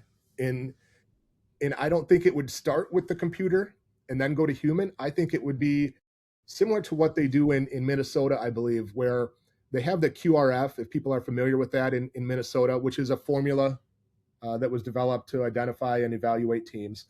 There's some sectionals or districts, or however they determine those, that vote beforehand. We are going to use the QRF, and whatever that says is what we're going to do, right? So that sectional agrees to do electronic seeding. But I believe there are other sectionals that they still do coach seeding, but they get a report of that QRF. So they have, an unbiased evaluation of the situation, and that plays into the what they use within their coach seeding. So to me, that would be a way to do it, where it would still be coach based, but they would have that, the seeding formula, whatever, that they could evaluate. So instead of having to listen to all of these other arguments, right, they could look at it and be like, that may be true, but this says that you're 5 spots lower than what you think that you really are. So no. My biggest qualm and I put my coach hat on before I put in my, look at the state level from our job position or anything like that. My coach hat is always on in any conversation I have with coaches first. So Chris, when we're texting, it's coach hat, always on, right? So I am pro coach. I am coach first, everything. My biggest qualm, that a big reason why I don't think I could ever see and be in favor of the coach seating without any sort of computer, is simply the fact that there is bias. There is, you've seen conferences where they will vote together in blocks, and then the biggest thing is there's not an integrity of what your possible seed is that you're arguing for, right? You are arguing possibly at times for a matchup or a regional final matchup, as opposed to what your seed would be. So if I look at if the difference is between being the 5 and 6 seed, but the 1 seed in my half sectional is super strong, right? The difference between the 1 seed and the 2 seed is astronomical. And in some of these half sectionals, especially in the lower levels, there is that. Where the 1 seed in the half sectional versus the 2 seed, there's a big difference. So me as a coach, I could be the 4 or 5 seed, but I'm going to go into that meeting and I want the 6, because I don't want to see the 1 seed until that sectional semi. That's where my big hang up is with regards to computer versus coach. I've seen plenty of that stuff in coaches meetings, coaching seating meetings before, where they're like, "Oh man, I know we're probably the 5, but we're gonna fight like hell to get that 6." Yeah, and I've had a literal conversation with a coach last week that didn't want the higher seed that he could possibly get. I have a question. Yeah, think about it this way too: is when you're looking at the breakdown of everything. Okay, at the end of the day, doesn't football have the formula and how it's weighted out in the open and transparent? The new one, yes. The original one, no. So, the original one was how it is in basketball, where you have the components, but you don't have the weighting or the. So now they have the weighting, right? Well, it's a totally different system. It's a point-based system, but the Right. entirety is transparent. Yes. But they know it all, right? They understand it completely, and they can, like, if someone wanted, if you. Okay, so what I was getting at is, like, if I feel like, and this is a theory, obviously, but if everybody knew how the formula was weighted, there'd be less complaining about where the teams were actually put. Yes. And more complaining about the formula itself. I don't think so. I think we've seen it with the midseason release. Like, the midseason release was requested by the coaches for transparency and everything else, but ultimately the midseason release doesn't change anything. It just changes also doesn't give that transparency. It changes when people complain is all it does. And, yeah, but I'm saying, like, if I really do believe that there would be less complaining about the actual teams and where they're seated if they knew everything about the formula, because then at least, like, when the season starts, you can accept it, right? And like, you're like, all right, well, here it is. And I think, like, coaches would be less argumentative about it. I really do, from the coach's standpoint. I'm not saying who cares about the fans' opinions, right? But at the same time, you said, like, it, I heard it. They're not in, like, they don't have any chips on the table. Okay. Yep. They're not in it. No, they're really not, and, like, that's what fans do, right? Like, they're cheering for their team, and they're, and that's great. Like, but I really do think it would be more accepting by coaches. Like, I've talked to tons of coaches, and I really do believe that if, like, most of them are frustrated because they don't understand how the formula works, right? And I know this is another subtopic, but at the same time, like, when we're talking about the formula and things that can help the electronic seeding is, well, who you play by division should matter as well. I agree. And, like, there's a lot of that scheduling going on. I'm not going to name some teams, but, man, you go on Bound and you go and look at some teams' schedules, be like, oh, well, that's why they have 16 wins right now. It's not hard to figure out. I will say that I 100% feel that if coaches knew the entire formula, it would not change one bit what the reaction is to the seed that they get. They will still, if they think they're better than the 6 seed that they got, they're still going to complain. They're still going to whatever. We saw it. It would change mine. No, completely. They would complain. Really they would complain differently, right? I don't think it'd be the same complaining. It'd be the same complaint from the same people just in a different way. Ultimately, for me, ultimately, I just want to know where and who I need to prepare for. Because that's who I am as a coach, right? Like, I just want to be prepared, and I want to know, because I'm going to go have all 24 games on that team. Let's transition that straight into why can't we get these seedings after all 24 games are done? I have no idea. I would love to know an answer. The response from the WIAA is that it's a logistical issue related to, most significantly, scheduling officials for the 160 games or whatever it is. Who's more important? I'm just telling you what the response is. I'm sorry, but who's more important? Well, so the response is that it's a logistical challenge to schedule all of those officials in the time period that it needs to get done. I know from a fact from talking to them that there are challenges already with the time frame that they have of officials saying that they will work a postseason game or being available, and then turning down the assignments once they receive them, and then they spend several days scrambling to fill those, because people have to remember, all tournament official assignments are done by the WIAA. It's not like, it's Hartford that has to schedule the officials for their playoff game. It's the WIAA that has to do it. That'd be awesome. Okay. So my question, the other response is that the schools, not the coaches probably, but the schools prefer a longer lead time so that they can properly schedule their staff, their facilities, their workers, those kinds of things as well. You don't need that much time. I roll my eyes at that one. Yeah, you don't need that much time. With regards it's not that deep, to be honest with you. With regards to the officials, there's that Tuesday night of girls, there's how many girls regional games on Friday will there be, Trav? You said 190? No, it's not 190. It's less than there is on the Thursday. Okay.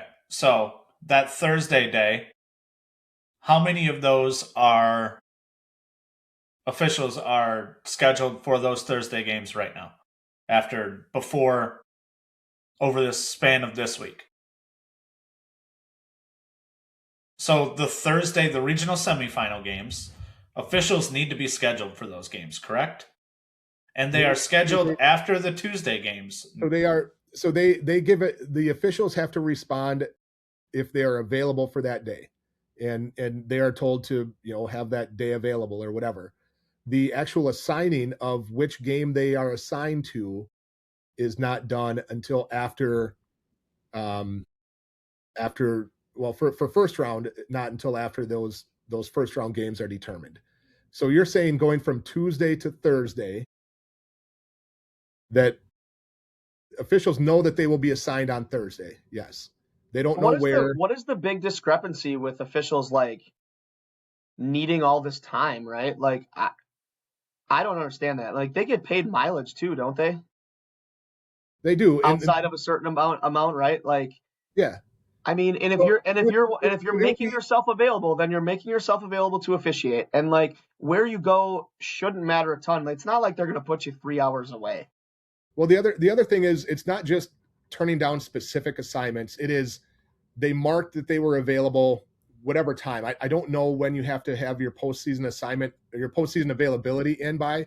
I think it's already happened. Like it happened several weeks ago. We should have an official on.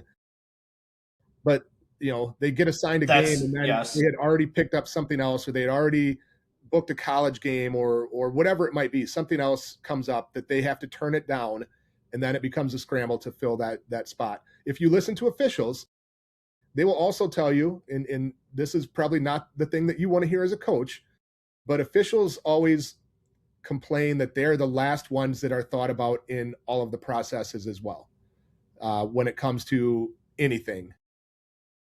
Pay, scheduling, like any of it. Pay?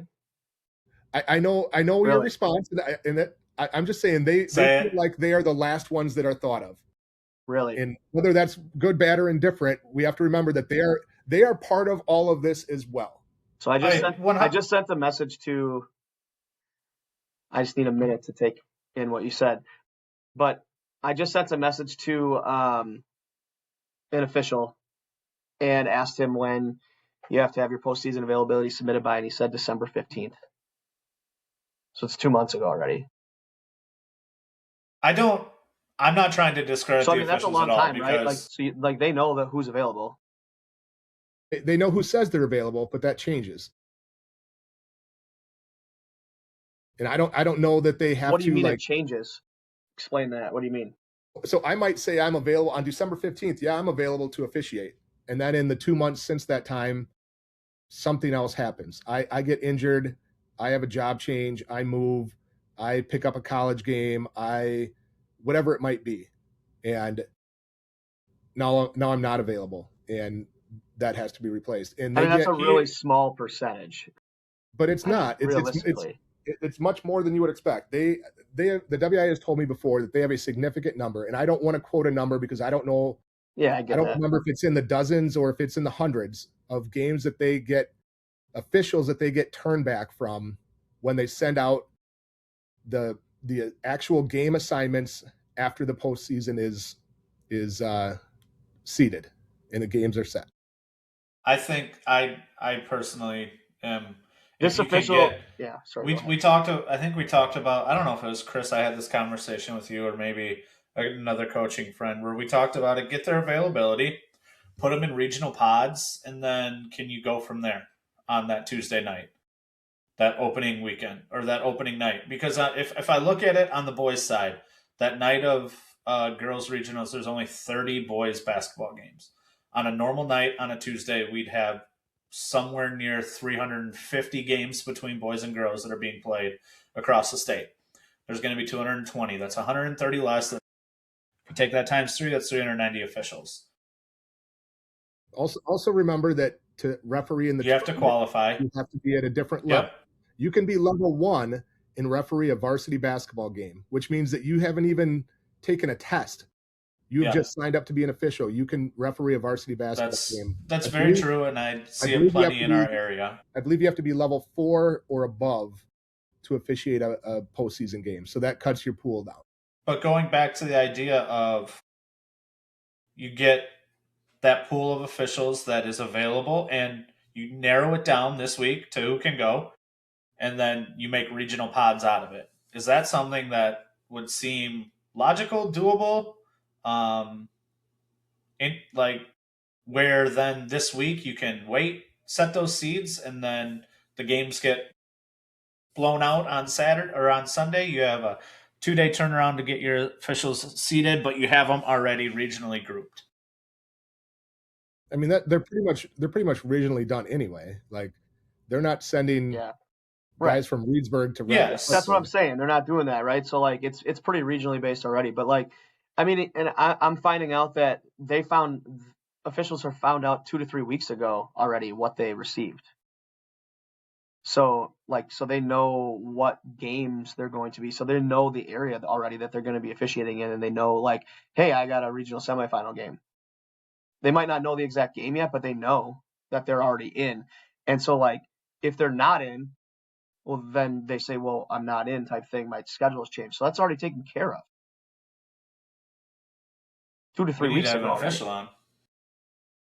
It used 15 minutes next week.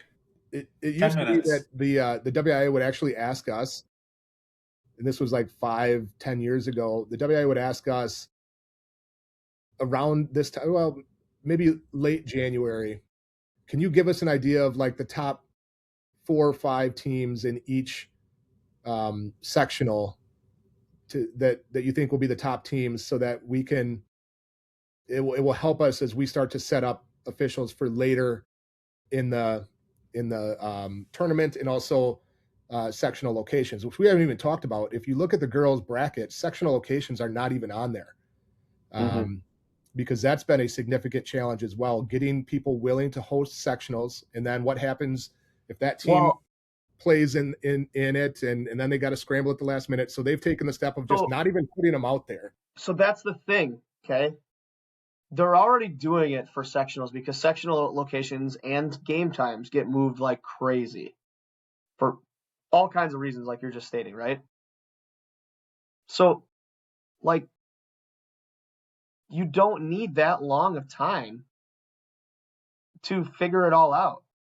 Let the entire regular season play out, because I'm telling you, and I know it's a small percentage, because and like numbers don't lie, like you stated before, Travis, right? Like, it didn't really, a couple of those games not being put into the system it's not really going to mean all that much in the grand scheme of things, but in certain instances it's going to.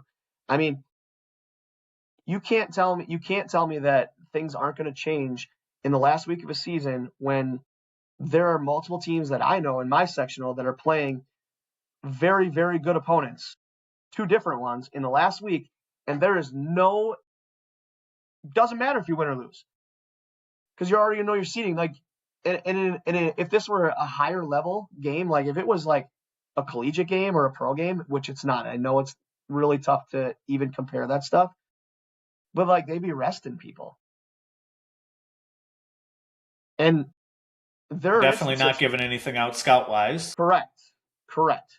There's no shot that I would be like, all right, unless it's for a conference and like, that's the flip side of it too. You're playing for a conference championship, and it's like, doesn't mean anything at all towards like postseason, probably beating another really good team. I don't know. There should be some weight there. And then at the same time, I guess it's just crazy to me that like, oh, we're going to look at the full body work. Well, you didn't. You never did. Because you're never going to have more than 22, maybe 23 games in. Most teams have probably 2 games next week.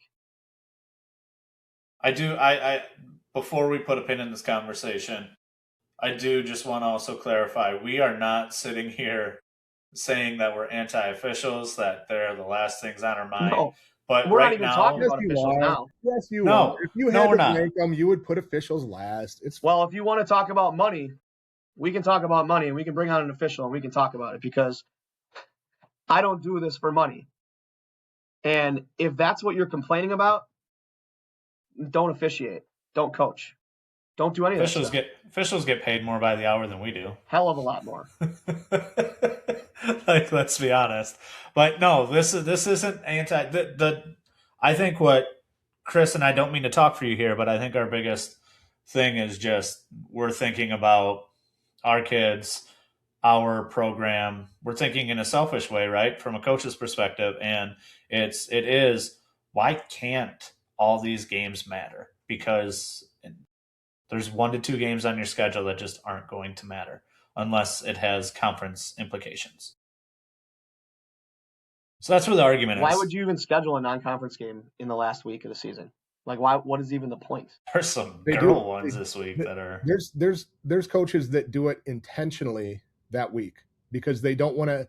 They want to be able to play the game without having to worry about the negative impact if they lose. They intentionally schedule it that week so that You know what the negative impact is? doesn't. Losing.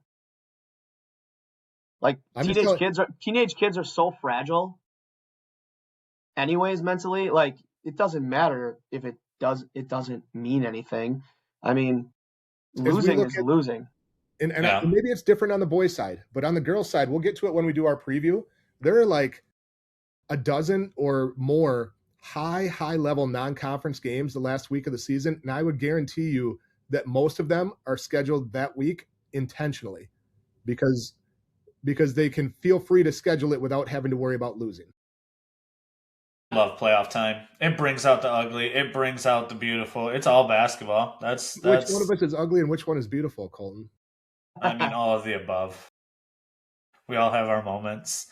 But that was this. I don't give political answers. You just got one.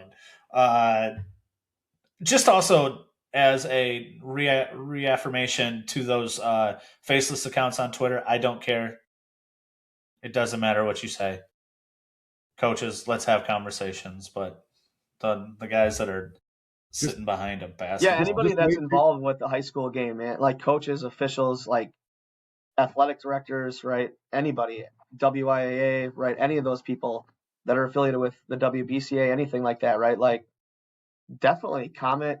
Let's have conversations, because I think it matters. The more we talk about these things, the more apt they are to get some sort of solution moving forward, right? And make I'd love better. to get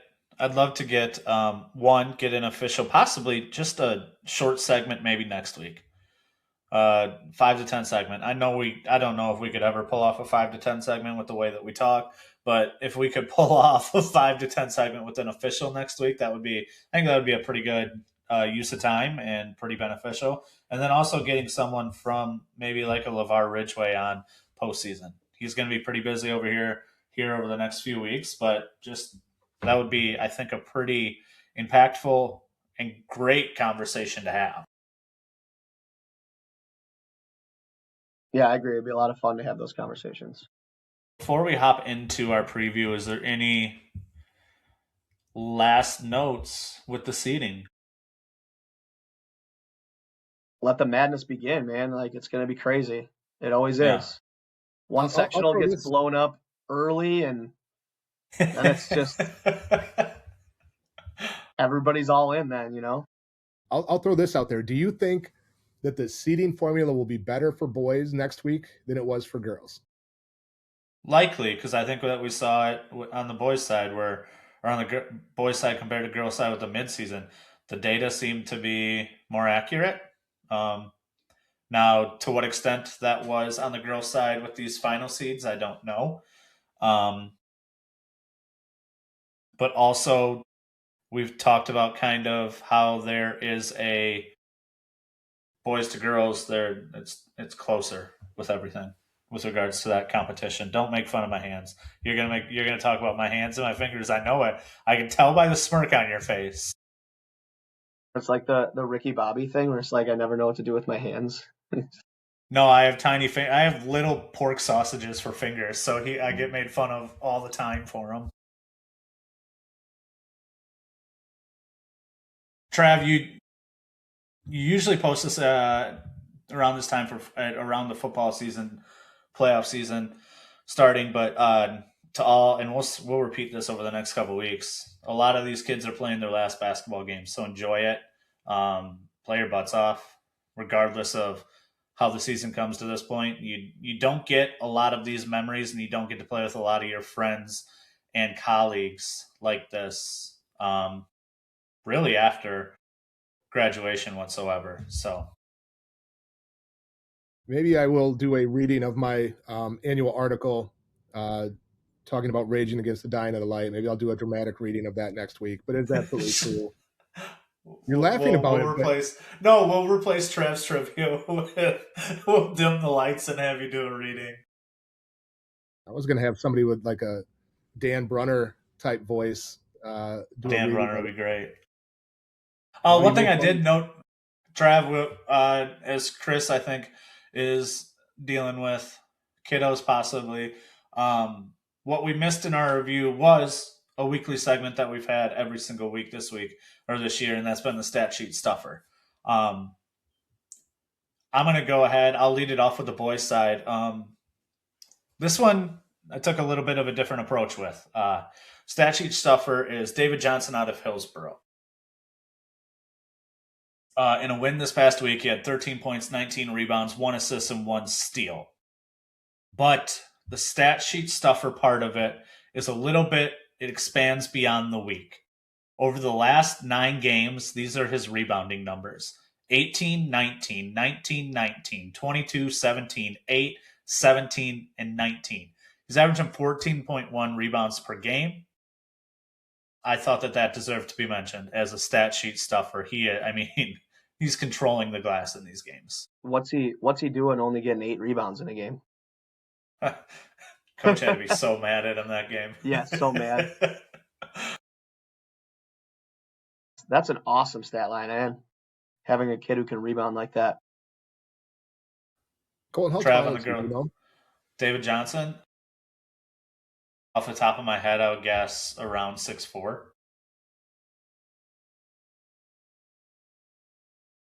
Girl side, Trav, stat sheet stuffer. We'll go with Najiya Hopkins from Wisconsin Dells. We've talked about her at different times this year, and in a 104-19 win over Watoma last week, she had 49 points with 11 made three-pointers. Both of those are school records at Wisconsin Dells. Added 4 rebounds, 3 assists, or 3 steals as well, but 49 points on 11 made three-pointers, 11 for 19 she was in that game. And, of course, she's been a top player all season. If you look at her stats this year, she's shooting 36% from 3, so it's not like this is, out of her norm by any means. Outstanding score, averaging, what is she averaging? About 17 a game for the undefeated Lady Chiefs. That's a night to remember. All right, let's hop. By the way, David Johnson, 6'3". That was close. Yeah. Yeah, he goes and gets it. I've coached against him a couple times in previous years, and he just goes after the ball. Let's hop into our preview. It's going to be a little quick on the boys' side, travel, and on the girls' side because it is that last week of the girls' season. So we're gonna end on kind of the bigger notes there. But in the boys' side, just some conference races to pay attention to. There's a lot of conference races that are left out there that are still, there's a lot of there's conference determining games throughout this week, and the big matchups are next week. And there's ones that are already secured, but these ones that we're going to go over here are just they're conference races where the top teams are playing each other this week. So, for instance, in the Badger Large, Wanakee, Beaver Dam, and Oregon, they're all 8-3. Oregon has been playing some basketball lately. Boy, oh boy, Coach Siebert's got that crew. I don't know if we talked about them last week, but they deserve to be talked about. They've played really well lately. All 8-3. The big game this week is Wanakee versus Oregon on Tuesday. The first matchup, Wanakee won by 5. So winner of this one will sit at least tied. Loser will fall a game back. I'm not sure if Beaver Dam has either of these two left on the schedule. In fact, I don't think they do. So this is almost an elimination game for either Wanakee or Oregon in this conference race. In the Big East North, Beaver Dam has Milton and Baraboo left. Yeah, and Milton's been playing. They've struggled a little bit here lately, but they play competitive basketball. Yeah, they're a team that can get you on any given night. Yeah. In the Big East North, St. Mary Catholic and Reedsville, they're tied at the top with 2 losses. They play each other Friday. First matchup between those two, Reedsville won by 8, another pseudo conference championship game. Though Reedsville does have Manny Lutheran, I think, later in the year too, which Manitowoc Lutherans played really well. In the Clover Belt East, Columbus Catholic and Loyal both are tied at 11-1. Another big Friday conference game. Loyal won the first one by 2. So these are 2 ranked teams in D5, 2 really, really, really good squads. That game's going to be fun on Friday. In the Eastern Wisconsin Conference, Brillion and Roncalli play. They play each other Friday. Brillion won that first one. It was a really low-scoring game. I think it was 40-something to 30-something that Brillion ended up winning by 14. We've talked about the madness in the Greater Metro. Brook East is up 1 game on Germantown, Brook Central, and Tosa West on Tuesday. Brook East and Brook Central square off. So Brook East wins that. I think they only have Hale left on the schedule, which we did see Hale pull off one of those wild wins. But Brook East would put itself squarely in that driver's position. With a loss, wow. Yeah, talking about 4-way tie. I mean, Germantown losing that tough one to Menominee Falls. That was Menominee Falls, man. They're an interesting team.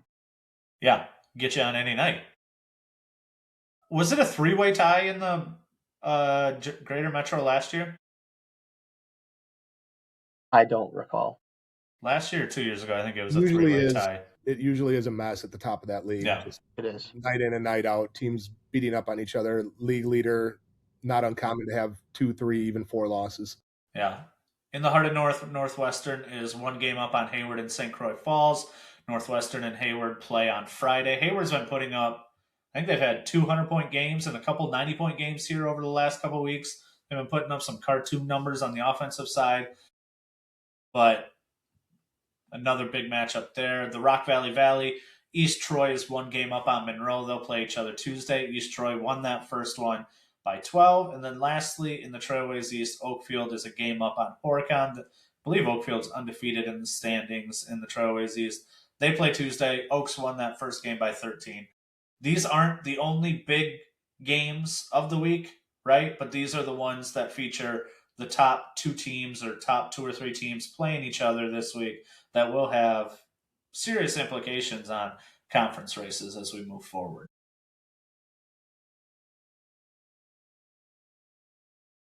Trav, girls side. Last week, regular season. Last week of the regular season, we talked about it. A lot of non-conference games that are really, really good, and the majority of them were scheduled intentionally this week to avoid seeding implications if you potentially lose it. So on Monday, we get some really good games. Milwaukee Academy of Science is playing Stevens Point. Verona plays Edgewood. Good Madison area matchup between 2 of the better teams in the area. Shawano is taking on Mosinee. That'll be a good one. Leonore Dean at Shawano taking on a Mosinee team that is looking to do some really good things out of the they've been on a tear area. Yeah, they're looking very good. Tuesday, Kettle Moraine Lutheran against Whitefish Bay. Kettle Moraine Lutheran, one of the better teams in Division III. If it wasn't for Oostburg, they would be everybody's favorite in Division III. And Whitefish Bay, one of those teams that's played anybody and everybody this year. 2 teams that fly around on the basketball floor. They're so fun to watch, both those teams. Up in the northwestern part of the state or Eau Claire area anyways, Regis, who has pretty well wrapped up that Clover Belt West title. They take on River Falls in a non-conference game. St. Mary Catholic plays Winneconne on Tuesday as well.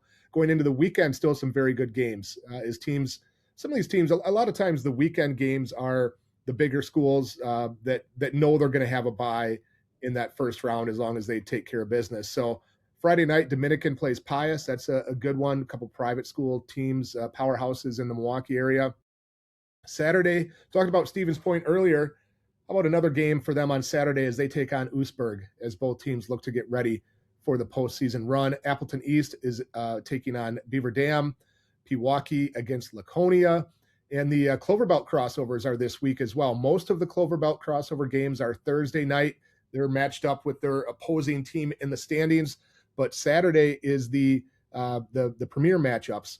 And that includes the big one with the two teams in first place heading into this week anyway. And that will be Neelsville and Regis in an outstanding Clover Belt crossover game. So those are the non-conference games. I went through and highlighted some of the more interesting conference races that will be decided in this final week.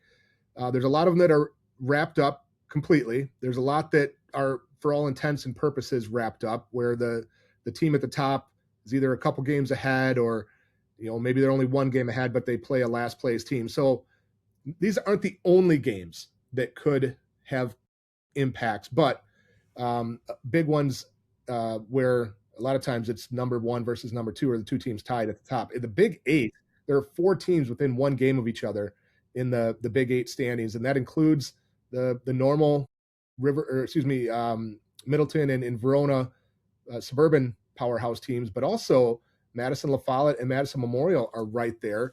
And there's been a lot of talk in the last week or so about an opportunity for one of those Madison teams to do some things that haven't been done in a while. I saw some people post that no Madison team has won a conference title since 2003. That's not the case. In fact, in 2020, Madison Memorial shared the Big Eight title, but you have to go back to 2003, the last time a Madison team won an outright Big Eight conference title, which is still within grasp for La Follette or Memorial. Madison West won an outright title back in 2003. So that's going to be one of the wilder conference races as we head down the stretch. Capital South, there's a one-game lead for New Glarus on both Belleville and Cambridge. New Glarus plays Cambridge on Thursday. Thursday is going to be a huge game for kind of those winner-take-all or de facto conference championship type games. In the Cooley, we get one of those. Arcadia's got a one-game lead right now on Viroqua, and Luther and West Salem are still in the mix. Arcadia plays Viroqua on Thursday. In the CWC South, Pacelli has a one-game lead on Almond Bancroft. They actually play on Monday night.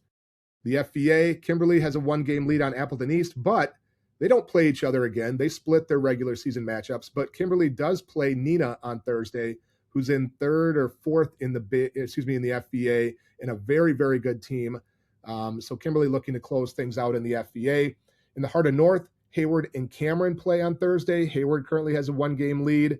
The M&O, Lena and Crivets are tied, and they play on Tuesday in essentially a winner-take-all conference championship game there.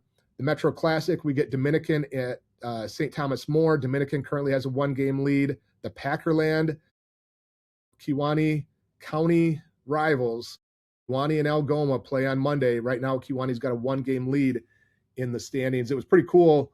I can't remember which year it was for sure. 2010, 11, 13, somewhere in there. Both Kewaunee and Algoma made it to the state tournament, and there was a lot of Kewaunee County pride.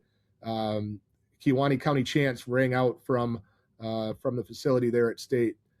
In the Six Rivers, Argyle Pecatonica has a one-game lead on Albany Monticello, but Argyle Peck still has to play Barneveld on Thursday, who's in third place in that league. So that one's still in the balance a little bit.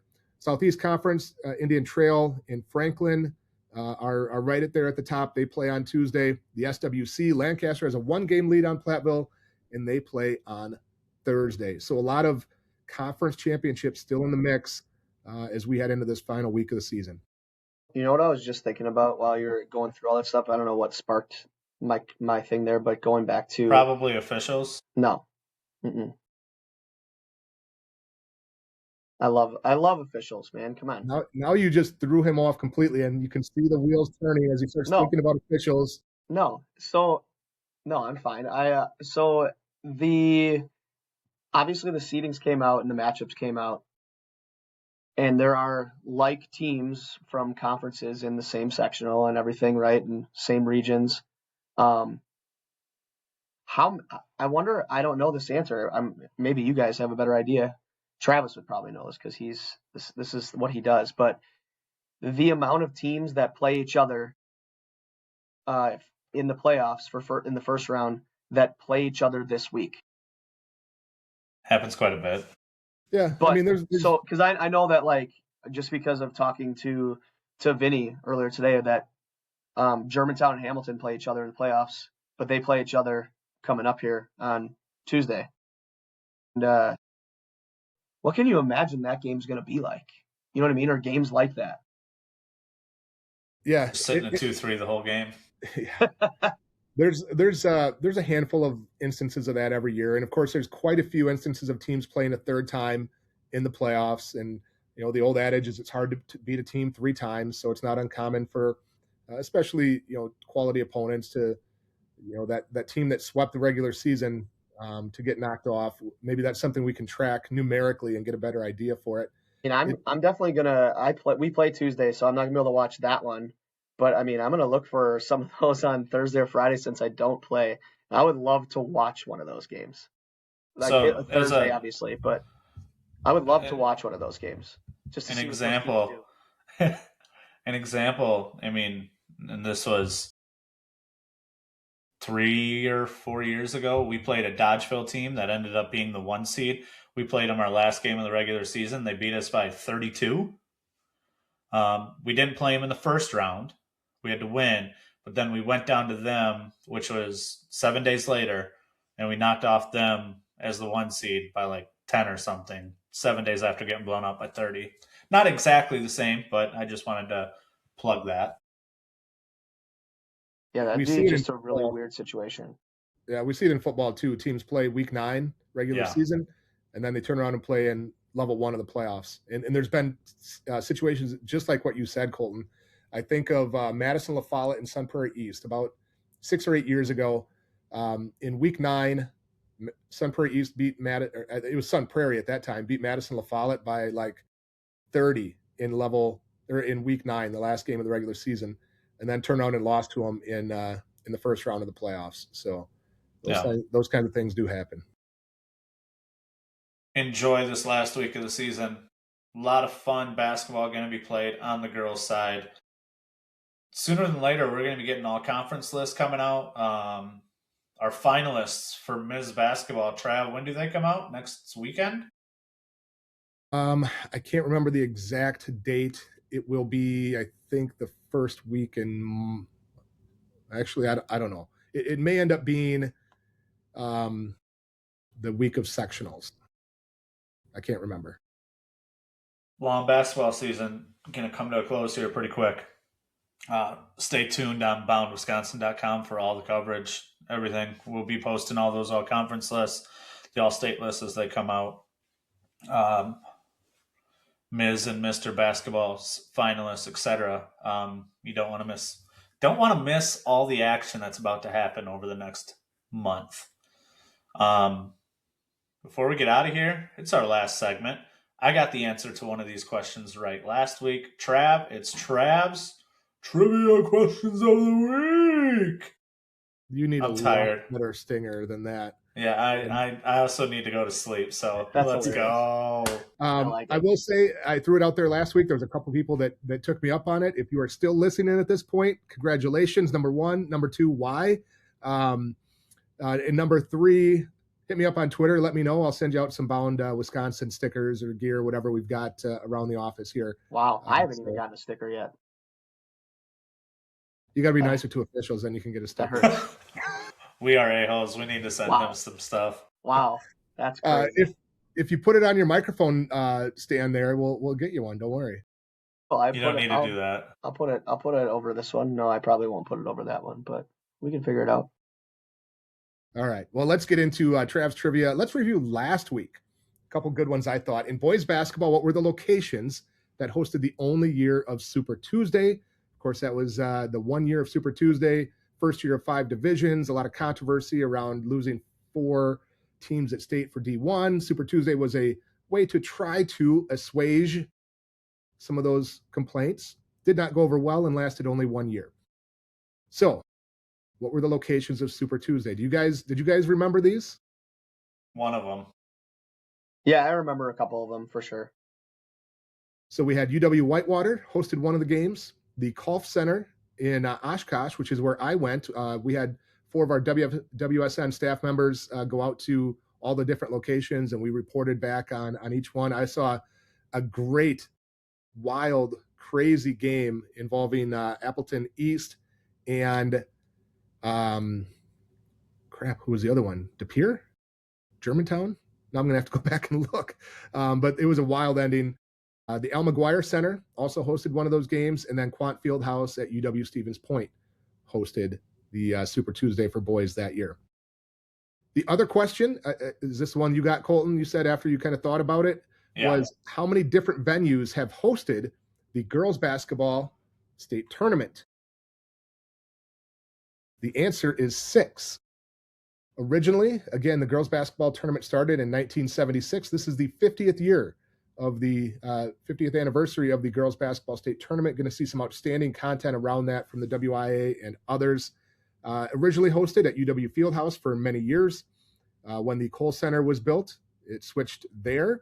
But because of conflicts with hockey and some of the other events that happen at UW-Madison, it rotated between the Alliant Energy Center and the Kohl Center on a semi-annual basis.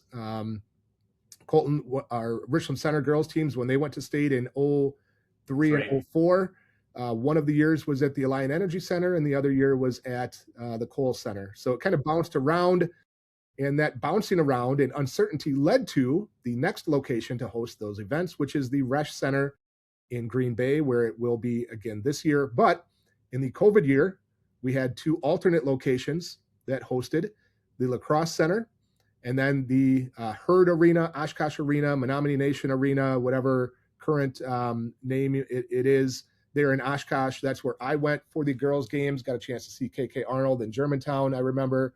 Lake Mills won an exciting game there. And I forgot about this because I think we all forgot about so many things from the COVID era. I forgot that like a full division was played in one day.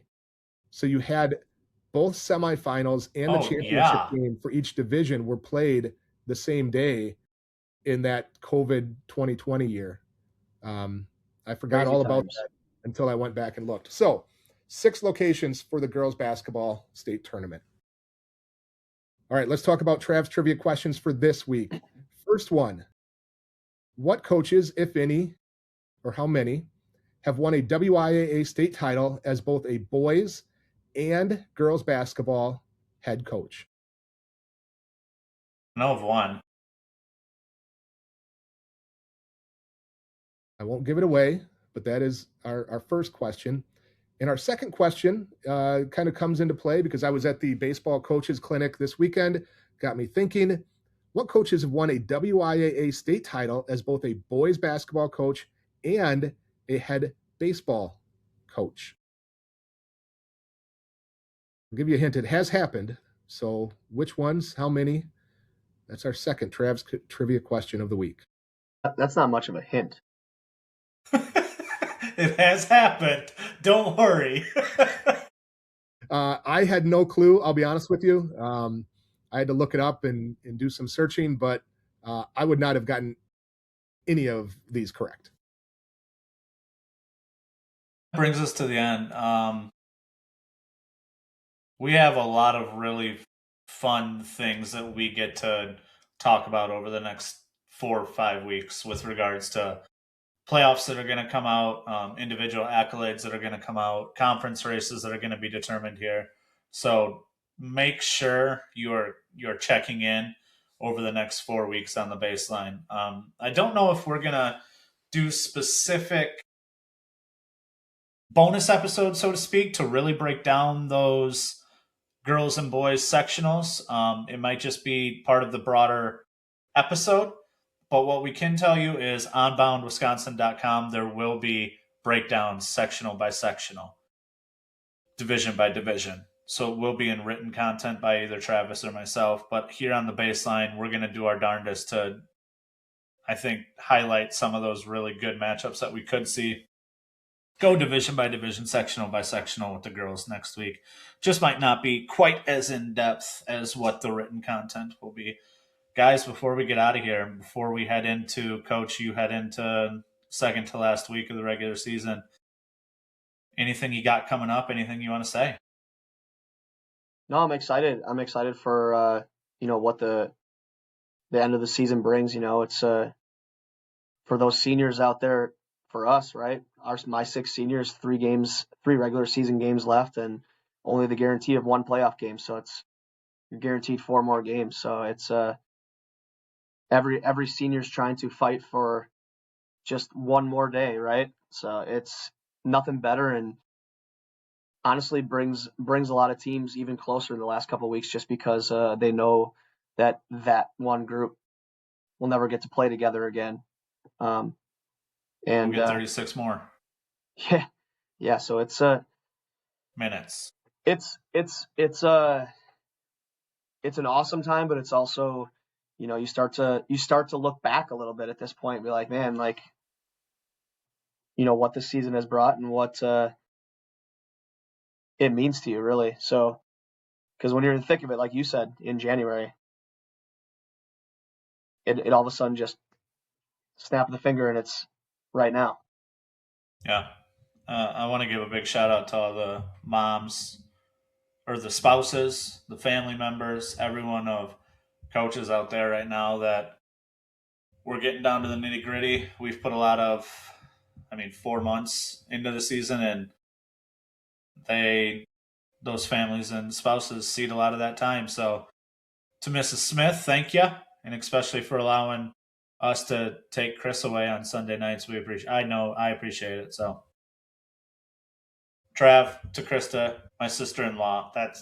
My sister-in-law. We love you. I love you. Shout out all the spouses and families out there that let us spend time with our other families during the season. Trav, anything else to say? Otherwise, you are signing us off.